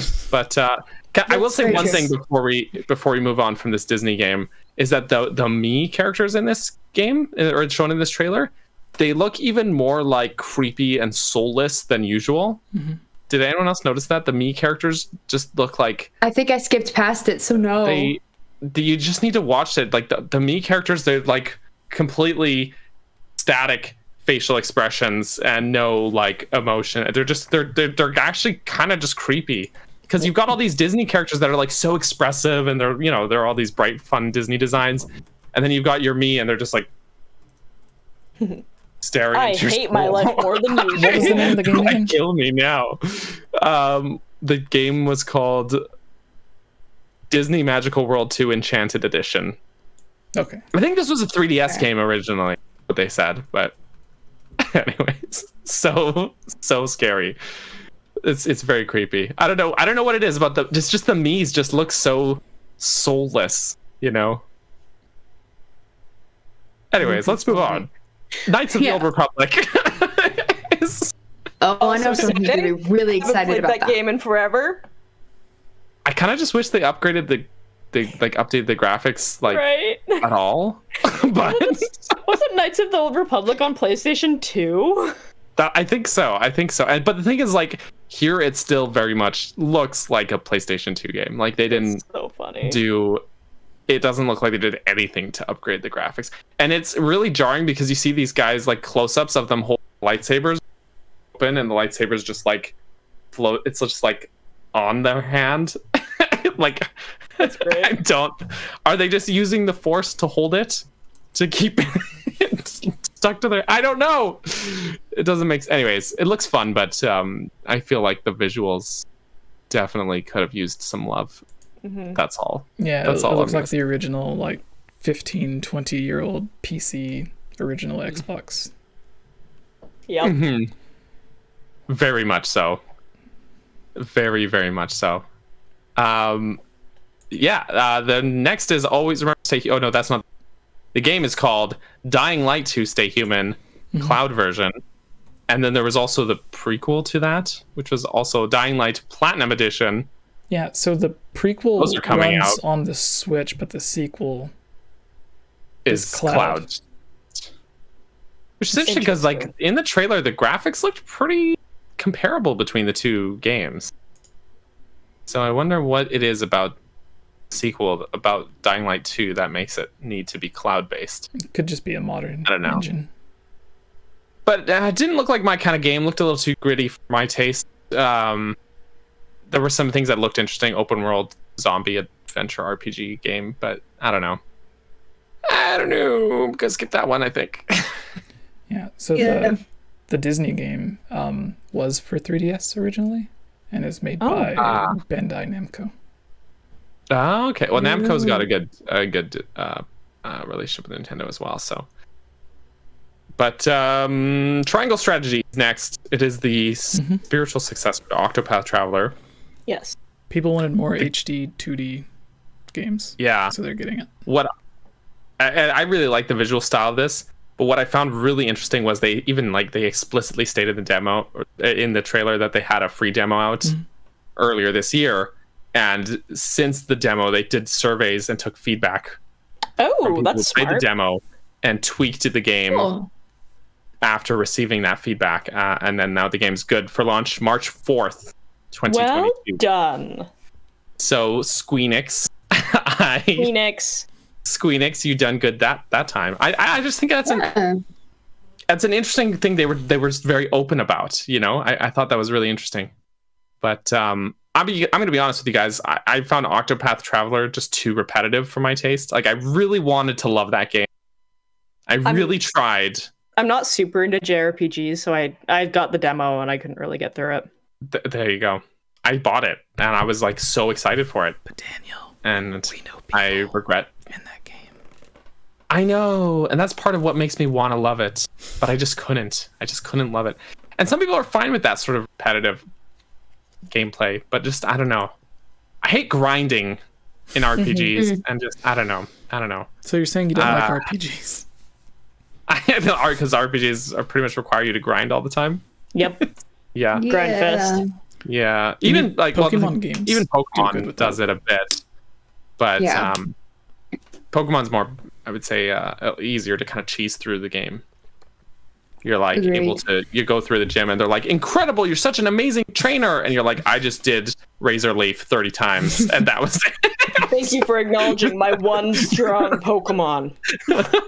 Yep. All I did was Razor Leaf 30 times in a row. Thank you for this Pokemon that I gave 30 rare candies to. Your gym should be more prepared for this kind of stuff. I am literally 10 years old. Yeah, exactly. You are like in your 30s and have like 20 years experience. It's fine. Oh, yeah, exactly. That's Pokemon in a nutshell. That's every Pokemon game in a nutshell. True. But yeah, I don't have very much else to say about Project or Triangle Strategy. Other than it looks really graphically nice. Anything else to add, anybody? Nope. Okay, Metroid Dread. It's so This beautiful. is what he's been waiting for. Take us away, Daniel.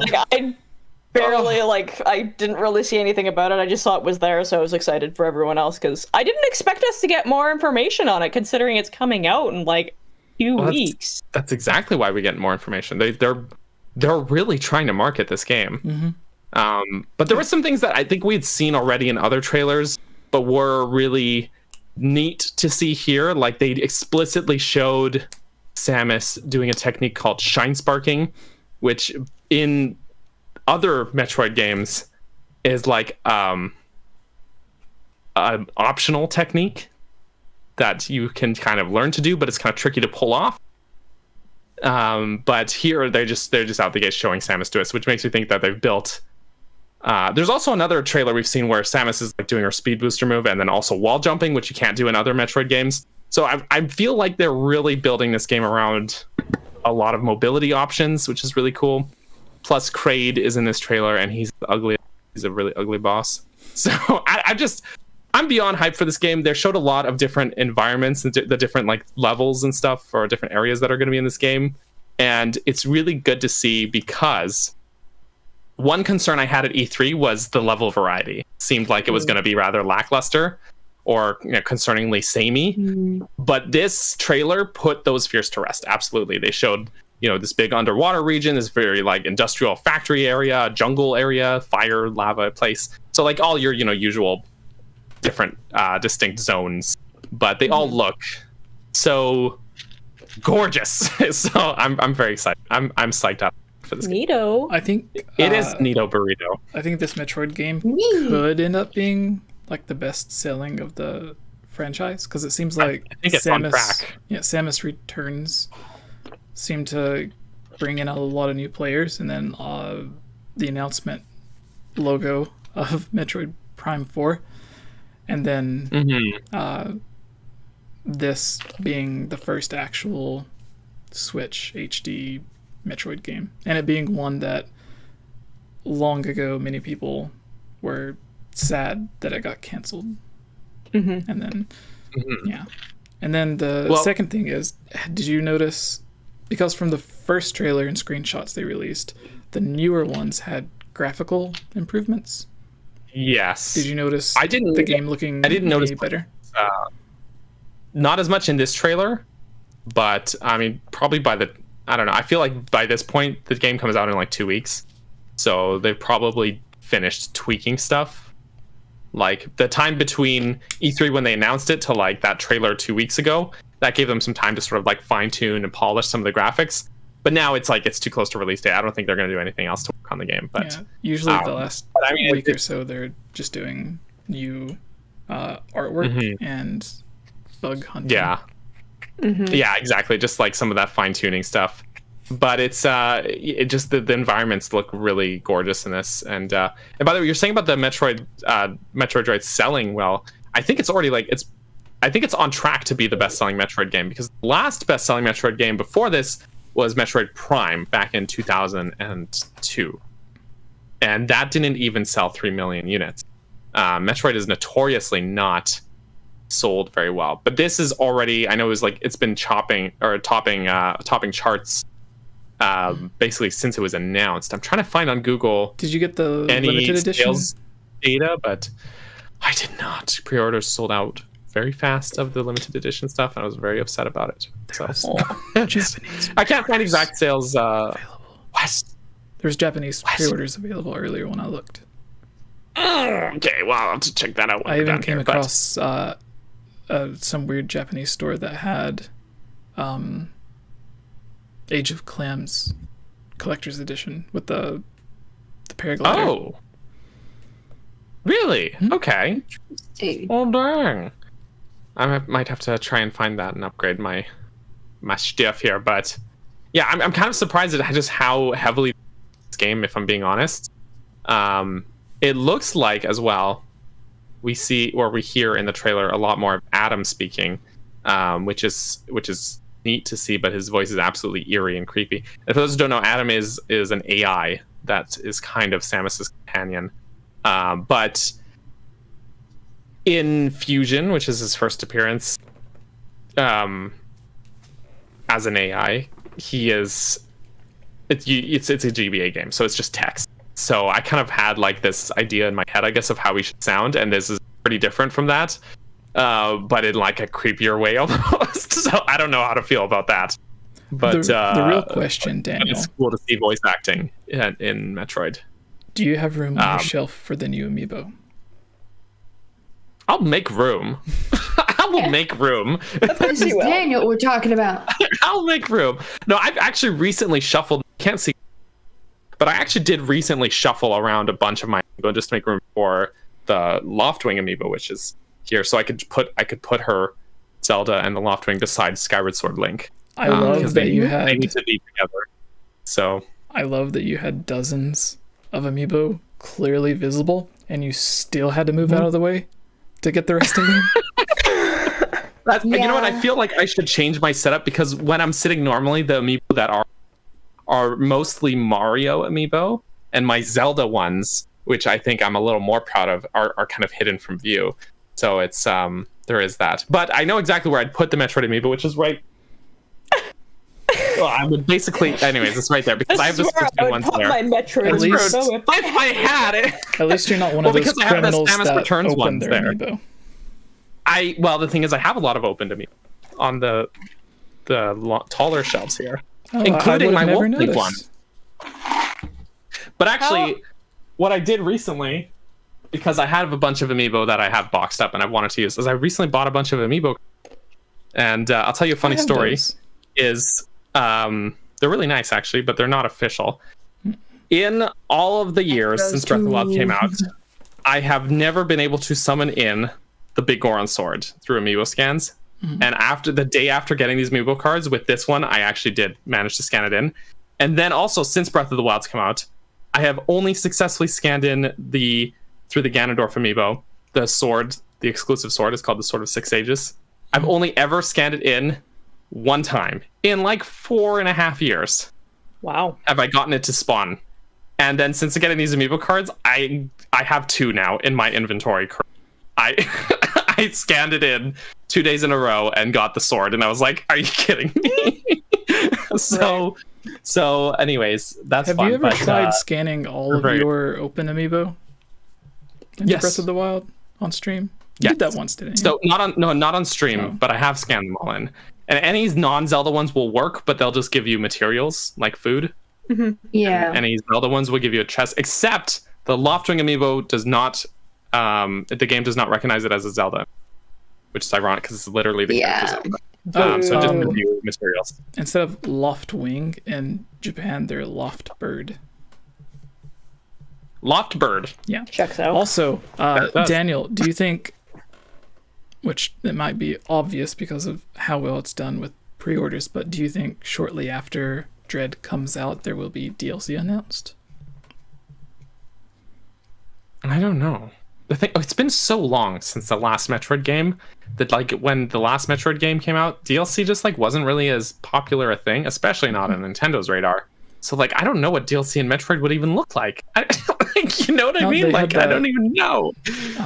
I always think of that announcement or interview. There's a few of them where they said they were going to put big focus on online multiplayer stuff and DLC, and they've really done a lot with DLC, but a lot of it has been free DLC as well, so it's really neat. That's true, which is really great actually, because like even like looking at Animal Crossing's DLC, a lesser company than Nintendo would have nickel and dimed you for all of that stuff, and it would have been like really cheap DLC, but they'd have charged you.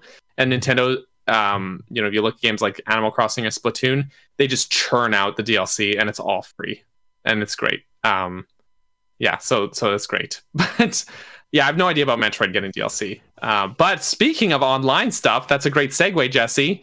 The next item on our docket, I assume you guys probably don't have much else to add Metroid-wise, but N64 games.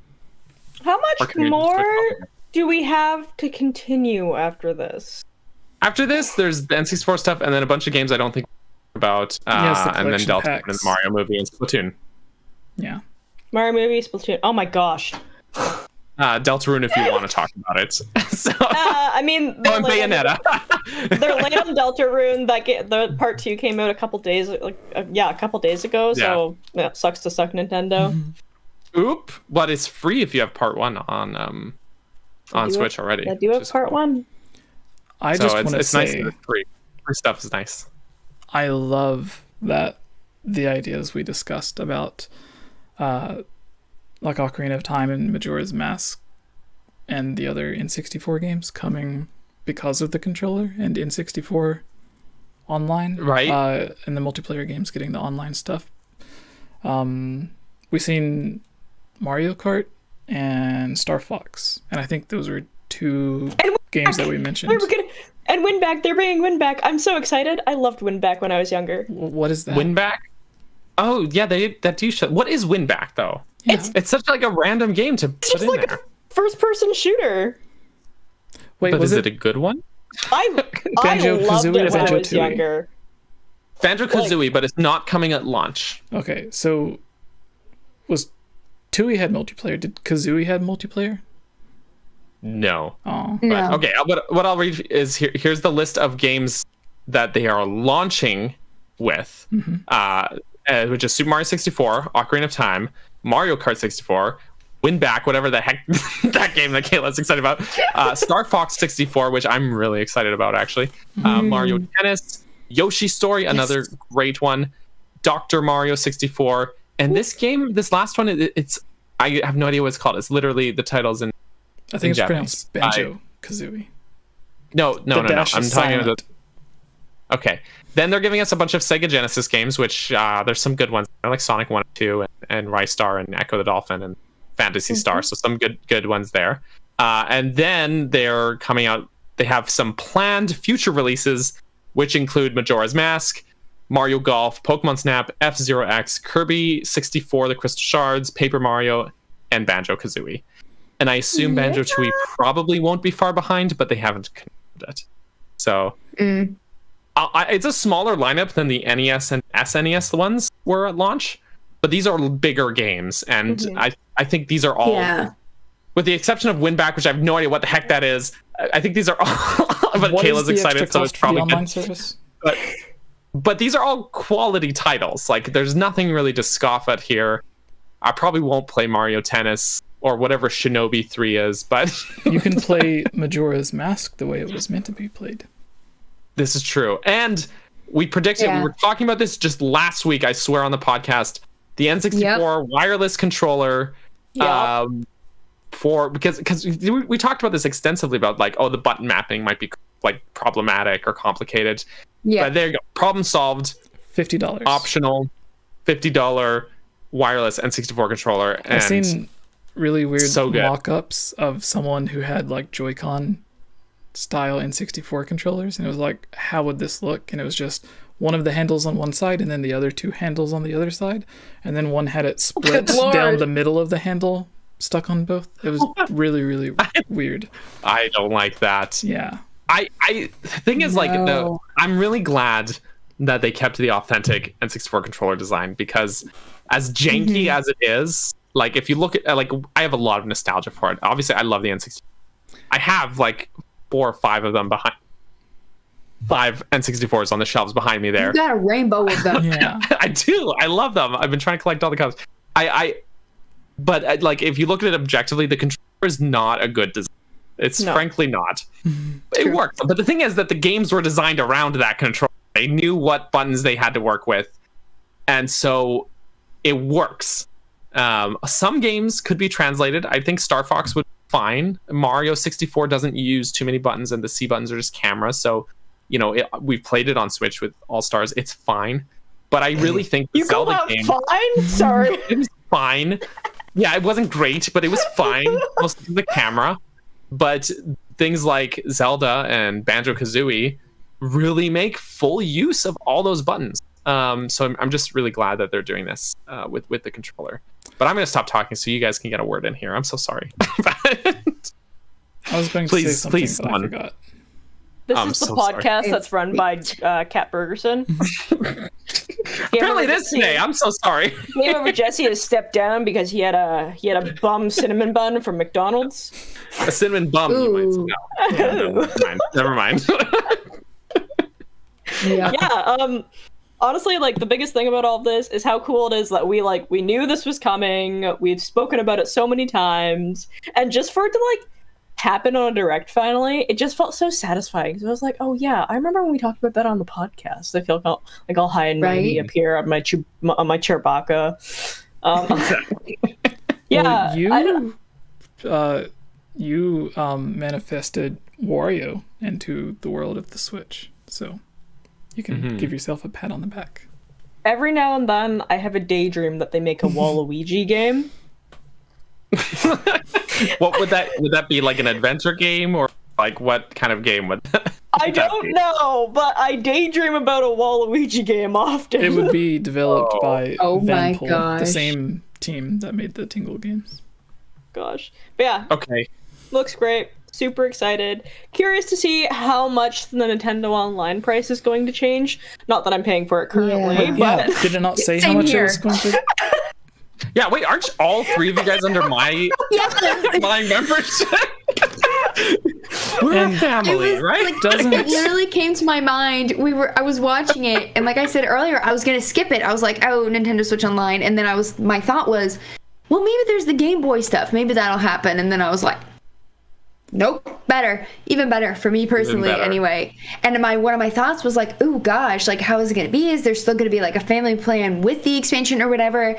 And then my first thought was like, oh, cost. And then I was like, I don't think I've ever paid Daniel once. It's fine. But what I am curious about what the pricing model is gonna be.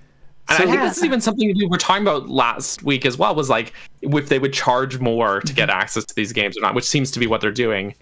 But I don't know how much more. That's the thing, and especially on a family plan, because I hope it's just you want to upgrade what you have now to include those, and not like something weird and convoluted. So something. I mean, sort of Nintendo does weird convoluted stuff. True. They specifically stated the N64 controller would be available to those who purchased the online service. Yes, which is how they did it with the NES and SNES controllers. So these for won't Switch be at retail. Well. Oh, the thing I was thinking of. So, I think when this does come out, when it gets closer to the holiday season, we will get all of the multicolored N64 controllers. Oh, that'd be good. I hope so, but I really doubt it. Yeah, Daniel's but that would be spending love it. $500. Oh no! I had the weird red and pink one, and I loved it. That's great. Now I am wondering. But the good news about it being exclusive to Switch online memberships for purchase is that sort of shields it from scalpers in a way. Yeah. Like you have to be someone who is legit gonna use it to play these games to be able to buy it. And that's good because scalpers have been a big concern, as what I'll say, to put it delicately, for many people who are just genuinely want to buy these things to use them or collect them or things like that, like all of us. So I mean, I think I see that as a positive thing, actually. And the Sega stuff comes with the N64 bundle. It is part of, yes, I think it is part of the upgraded plan, is what they said, and then the controller as well sold separately. The Genesis controller, I don't see as much as a necessity as like a collector's item, whereas like the N64 controller, I really see as something that's going to really enhance the experience in a bigger way. But that's my thought. Also, actually, good segue again, Jesse. These Sega Genesis games, I don't know how much you guys played Genesis. I was very much a little bit growing up, so couple Sega games. But there's some of these games that I never tried, including Genesis games. Well, Mario, I never played on the N64, so I don't know. This is like a good, not too expensive way to try these games out. So it's gonna be good. It's gonna be good. Oh, now the question is, do I re-record my playthroughs of these and then re-edit all my dungeon videos to have better resolution? That's the question. No authenticity. I actually just quickly looked up Sega Genesis games, and I have messed up. 𝗏𝗏 was on Sega Genesis. Best game ever. Love 𝗏𝗏. Such a good soundtrack. They remade it and put it on the Switch, and it actually sucked in comparison to the original. I have a friendo who worked on the game that sent me a code. Did I give you a code? You were playing that at E3, weren't you? No, for which game? I don't think I played any games at E3 except the ones. You gave me the skateboard code, which I'm still working on something for that. But Chuba, I remember you. I think you were playing that at E3 2019, weren't you? Yeah, I remember something about because it came. I think it came out around that time, and I just like bought it randomly. Huh. Yeah, that's interesting. Yeah, I know we were saying that. I can't remember if it was before we actually started broadcasting, or no, because I think you were here as well. But we were saying earlier, like Pokemon Snap, I think will be really cool to have on Switch here because of the sort of online functionality, being able to maybe post your pictures online and stuff like that. I think that'll be really cool. Which is something you can do in new Pokemon Snap, but you know, there's nostalgia for the original N64 one. Mostly the voice acting of Professor Oak. Do you remember the international you were close version of Super Mario 64? That had like extra stars or something like that. They released on the iQ controller in China that you could plug into the TV because they can't have video games of it, but obviously never played it. But I wonder if they would put that version, like how they had Zelda 2 and then Zelda 2, everything's unlocked from the beginning. On different versions, or if they put the version of Master Quest that came with the Wind Waker pre-orders that wasn't reversed, just had the remixed dungeons. Maybe. Here's a thought. Yeah. I'm sort of to switch gears for a second. Banjo-Kazooie, which is a great game, wonderful game. There's a I'm going to call it a fix in the Xbox arcade version of Banjo-Kazooie. in which the notes, when you collect them, oh my god, Oh yeah. the Xbox version is so much better than the original.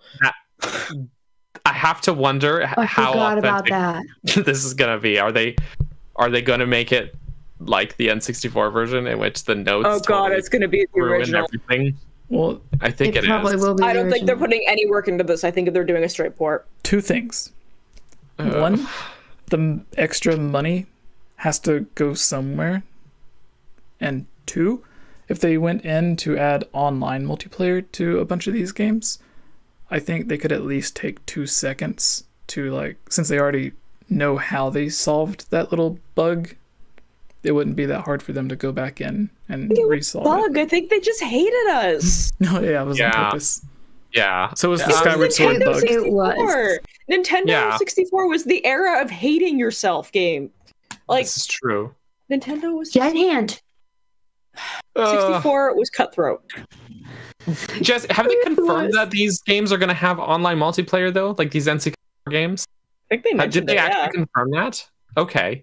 Because like with Mario Kart 64, there's some opportunity for fun there. That's for sure.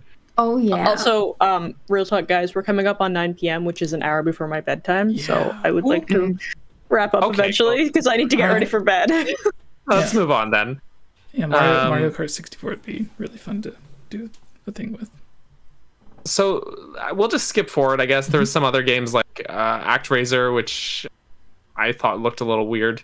Deltarune, we talked about briefly already. We could probably skip past that. The Mario movie, though. Oh my god! I want to talk about that. Yeah, Tubes They announced had it. stuff to say. Wow.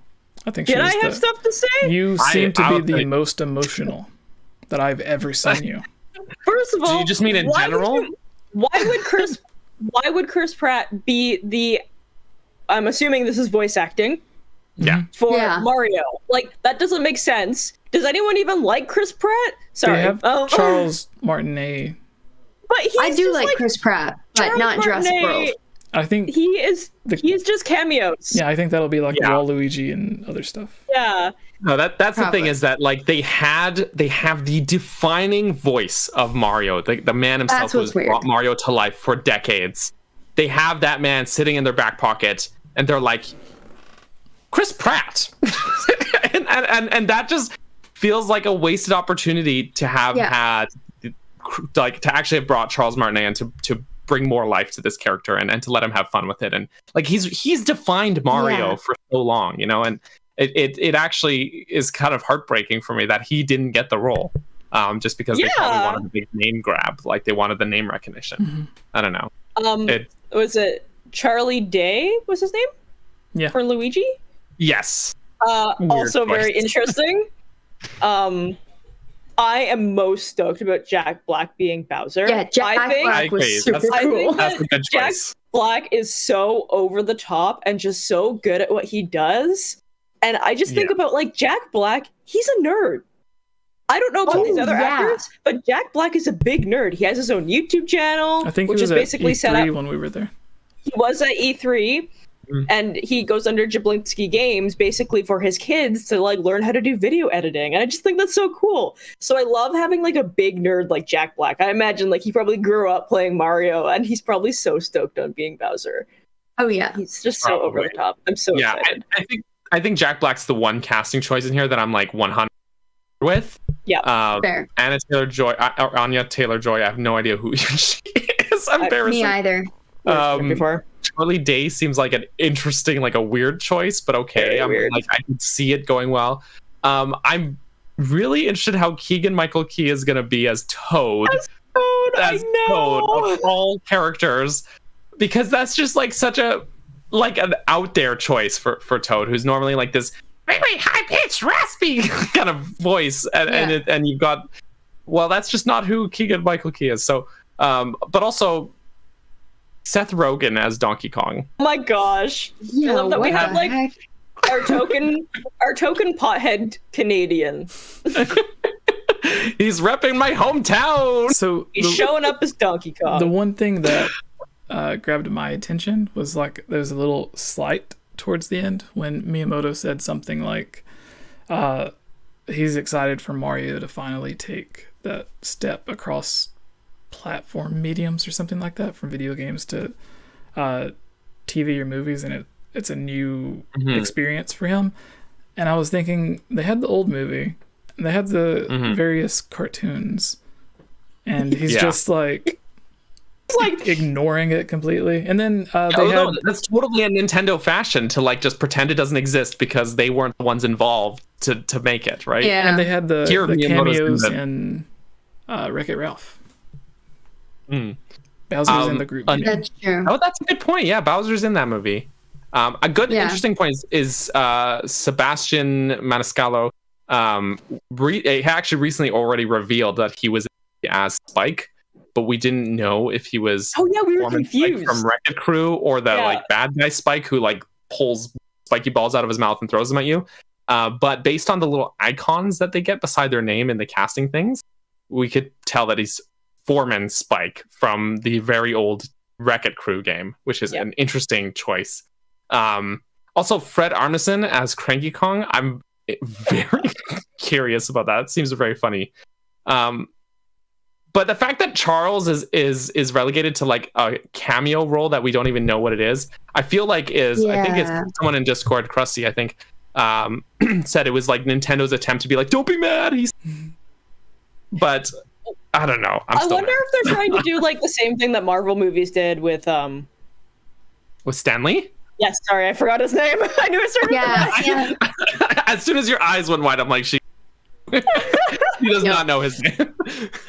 Also, Stanley, I just wanted to read this out because I thought this was really cool. Natsu in our chat mentioned, fun fact about Charles Martinet, my first con had him as a guest, and my first cosplay was a weeping angel from Doctor Who. While getting an autograph from him, he asked for a picture of me, strangling him in cosplay because he was a fan of Doctor Who.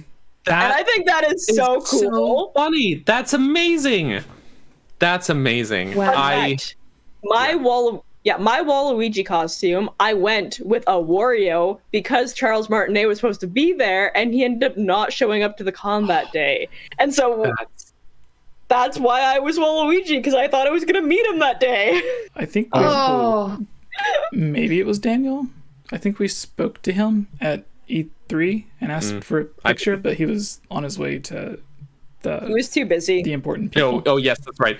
And then later at E3, we were sitting in the line. Yeah, so he was handing out autographs at the front of the line for Mansion demo, Luigi Mansion 3, I should say. And I was hoping to get an autograph from. Specifically, I wanted to get an autograph from to give to my son Spencer, who's a very big Mario fan. He loved Mario Odyssey, and actually he later on, though this was before the game came out, but he really loved Luigi's Mansion 3. That kid beat Luigi's Mansion 3 probably like 6 times in like a month. He loved that. So funny because that was a game that you weren't going to buy, and then I brought it over and we all played it together. Yeah, no, and I'm glad you did, because he was so into it, so I bought it to him, I think for his birthday or Christmas that year. But yeah, so anyway, so I wanted to get the autograph from him, handing them out at the front of the line for people who are like specifically 4 people waiting in line. So we'll get in line, and then I'll get it from that point. But by the time we got there, by the time we got to that spot in line, he had left, and I was really choked about it. And because I didn't want to like cut in line and be, you know what I mean? This is my inner Canadian coming out. I don't want to be rude. So we got like 5 minutes left before Jubes has to leave. Yes, so, sorry. Do we want to move on to the other? Was there anything else? Otherwise, Splatoon 3 and Bayonetta. See, also 3. I'm pretty stoked 3 and 3. It had the big single player thing. Yes, for Splatoon, I'm really looking forward to that, because I feel like the first 2 Splatoon games, the single player modes were really lacking. And then in Splatoon 2, they added the Octo expansion, which was this huge, lengthy single player DLC campaign, which was awesome. Octo expansion was great. So I'm really hoping that this sort of matches that level of greatness that Octo expansion had. But also, I'm glad they brought the Squid research guy back. He was old Mark. He's so funny, I swear. so good. But yeah, this game looks awesome. Confusing but awesome. We talked about Splatoon 3 getting a big single player thing when it was first revealed in the one trailer long ago. I was glad to see that it actually did, and it seemed to have a lot of brand new mechanics as well. Mm-hmm. Yeah, I'm looking forward to it. I this makes me want to crack up Splatoon 2 and Octo expansion again. Actually. Oh yeah, they showed off the new weapons and stuff. They showed off. That was really cool. Mm-hmm. Yeah, some really different weapons from the first two games. Because I really think Splatoon 2 didn't have a huge new weapons that weren't in the first one. They had like the duel, which was a fan favorite. And I think like the umbrella and the buckets, the sloshers. But other than that, there wasn't. That game was made really fast as well, because they were still giving updates to the first Splatoon while they were working on it. Yeah, because everyone thought it was going to be like Splatoon Deluxe or something, but it was just a straight sequel. Which they could have gotten away with that, to be honest. Yeah. So it worked all the other times. Definitely. But it's interesting because like there's some shots here of like some of the story mode stuff. You've got like the squid system stuff in a couple shots. So I feel like this is gonna have a more in-depth story, which is great. Which is great. And also some of the scenery looks really nice.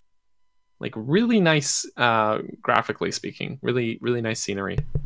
And they said it takes place in a new city, right? Chaos? Yes. Town, Chaos City or something? No, it was City of Chaos. Splatsville. The city, which is known as the City of Chaos. Which is great because I think both the first two games took place in Inkopolis. So But yeah, now I'm excited for any thoughts, folks? Yeah, Geek. I don't think I've ever heard you even say the word Splatoon. Yeah, uttered a word about Splatoon. Nope. I never had an interest. That's fine. I was forced to have an interest. It was the first game I ever demoed when I started working at Nintendo, and I didn't know how to play it, and I'd never played Splatoon before, and I was trying to figure it out, and this kid walks up to me, and he's like, "Can I play it?" I was like, "Yeah, you just do this," and he just like took it, instantly knew what he was doing, and I was like, "Wow, I'm really embarrassed right now." That would so be me with almost every game ever. That was my first shift at Nintendo. I remember you talking about that, and it was like, some of the people would come up and just like take it from you. What's the next game? Bayonetta 3? Yeah, Bayonetta 3 is the last game announced today, and was originally it's good because people have been waiting since. Yeah, I mean they announced this game in 2017. I said. Yeah, it was 4 years ago. And and so like they've been holding out for a long time without any trailers or any news. If it's been in development that long, I don't think there's any way it will sell enough to make up the profit to spend like the 5-6 years that it was in development. Unless it was a really small team. But I'd say it's pretty safe to say that it's like pretty much done. Like the gameplay and the trailers and stuff that they showed looks pretty full and complete. But I don't know, maybe it's just a little taste of that. But I know people have been really looking forward to Bayonetta, so it's good. I have not played a single Bayonetta game, so I had no idea what it was when the army showed up at the beginning. I had no idea either. I couldn't tell. I was like, what the heck game is this? Who are these armies by this big thing? Yeah. Also, who is that guy at the end of the trailer? I saw someone in chat. They think that it might be Dante, but that doesn't sound right from Devil May Cry. So I'm very interested. I'm very interested to see who that person is. Yeah, isn't it Sega Platinum Games that does? I forgot the name. Jeez. Bayonetta 3. It is Platinum Games. Yeah, that's correct. They had the interview that we talked about last week or the week before about an update of Bayonetta 3 or something. But they also talked about Star Fox, I think. Anyways, yeah. Amazing. Sorry. It's okay. I'm not really a huge fan of Bayonetta, but what Tubes was saying, it would kind of make sense because Devil May Cry and Bayonetta sort of had the same gameplay structure.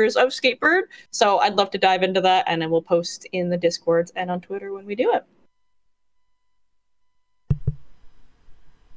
Geek, where could people find you? You had a new video that came out today.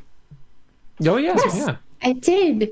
Yes, I am the Geek Apprentice. I'm mostly here on YouTube making videos. And yes, I did have a video go up today. And I also stream on YouTube as well. I'm getting closer to finishing Skyward Sword. And the plan is to do Twilight Princess HD next. Because I've been putting that one off for a while. Not because I don't want to play it, but there was always a lot of stuff. So I'm there. You can also follow me on Instagram at the Geek Apprentice. And I have a Twitter that's mostly just for promotional purposes. I think if you look, I literally follow like 5 people, and I don't know why I follow anyone at all because I don't go to my feed. So Twitter's a dangerous place for me.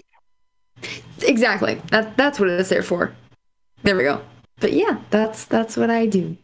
And Mr. Capt Bergerson, son of Burger, where could people find you? And you have a video coming up on this channel tomorrow. But do you have anything on your own channel people could look forward to? You're uploading it tomorrow then? Okay. Mm-hmm. I also have a video going up on my channel tomorrow. So. Competition. So maybe perfect. I'll put a thing in the outro to promote your video. If you'd like. I would certainly not argue with that. But yeah, no, I'm Capt Bergerson, and that's CAPTBURGERSON, as in the captain, and my father is a burger. I am his son. So people will riot if I don't say it. So I had to stop for a second because I thought you misspelled it, and it took me a moment. No, I did Whenever not. you spelled out, I start thinking about the campfire song. Also, my Twitter handle is not. My Twitter handle is not Top Banana, despite what Jesse put on. Oh my gosh! I was Top Banana and checked it. I was like, what? That's me.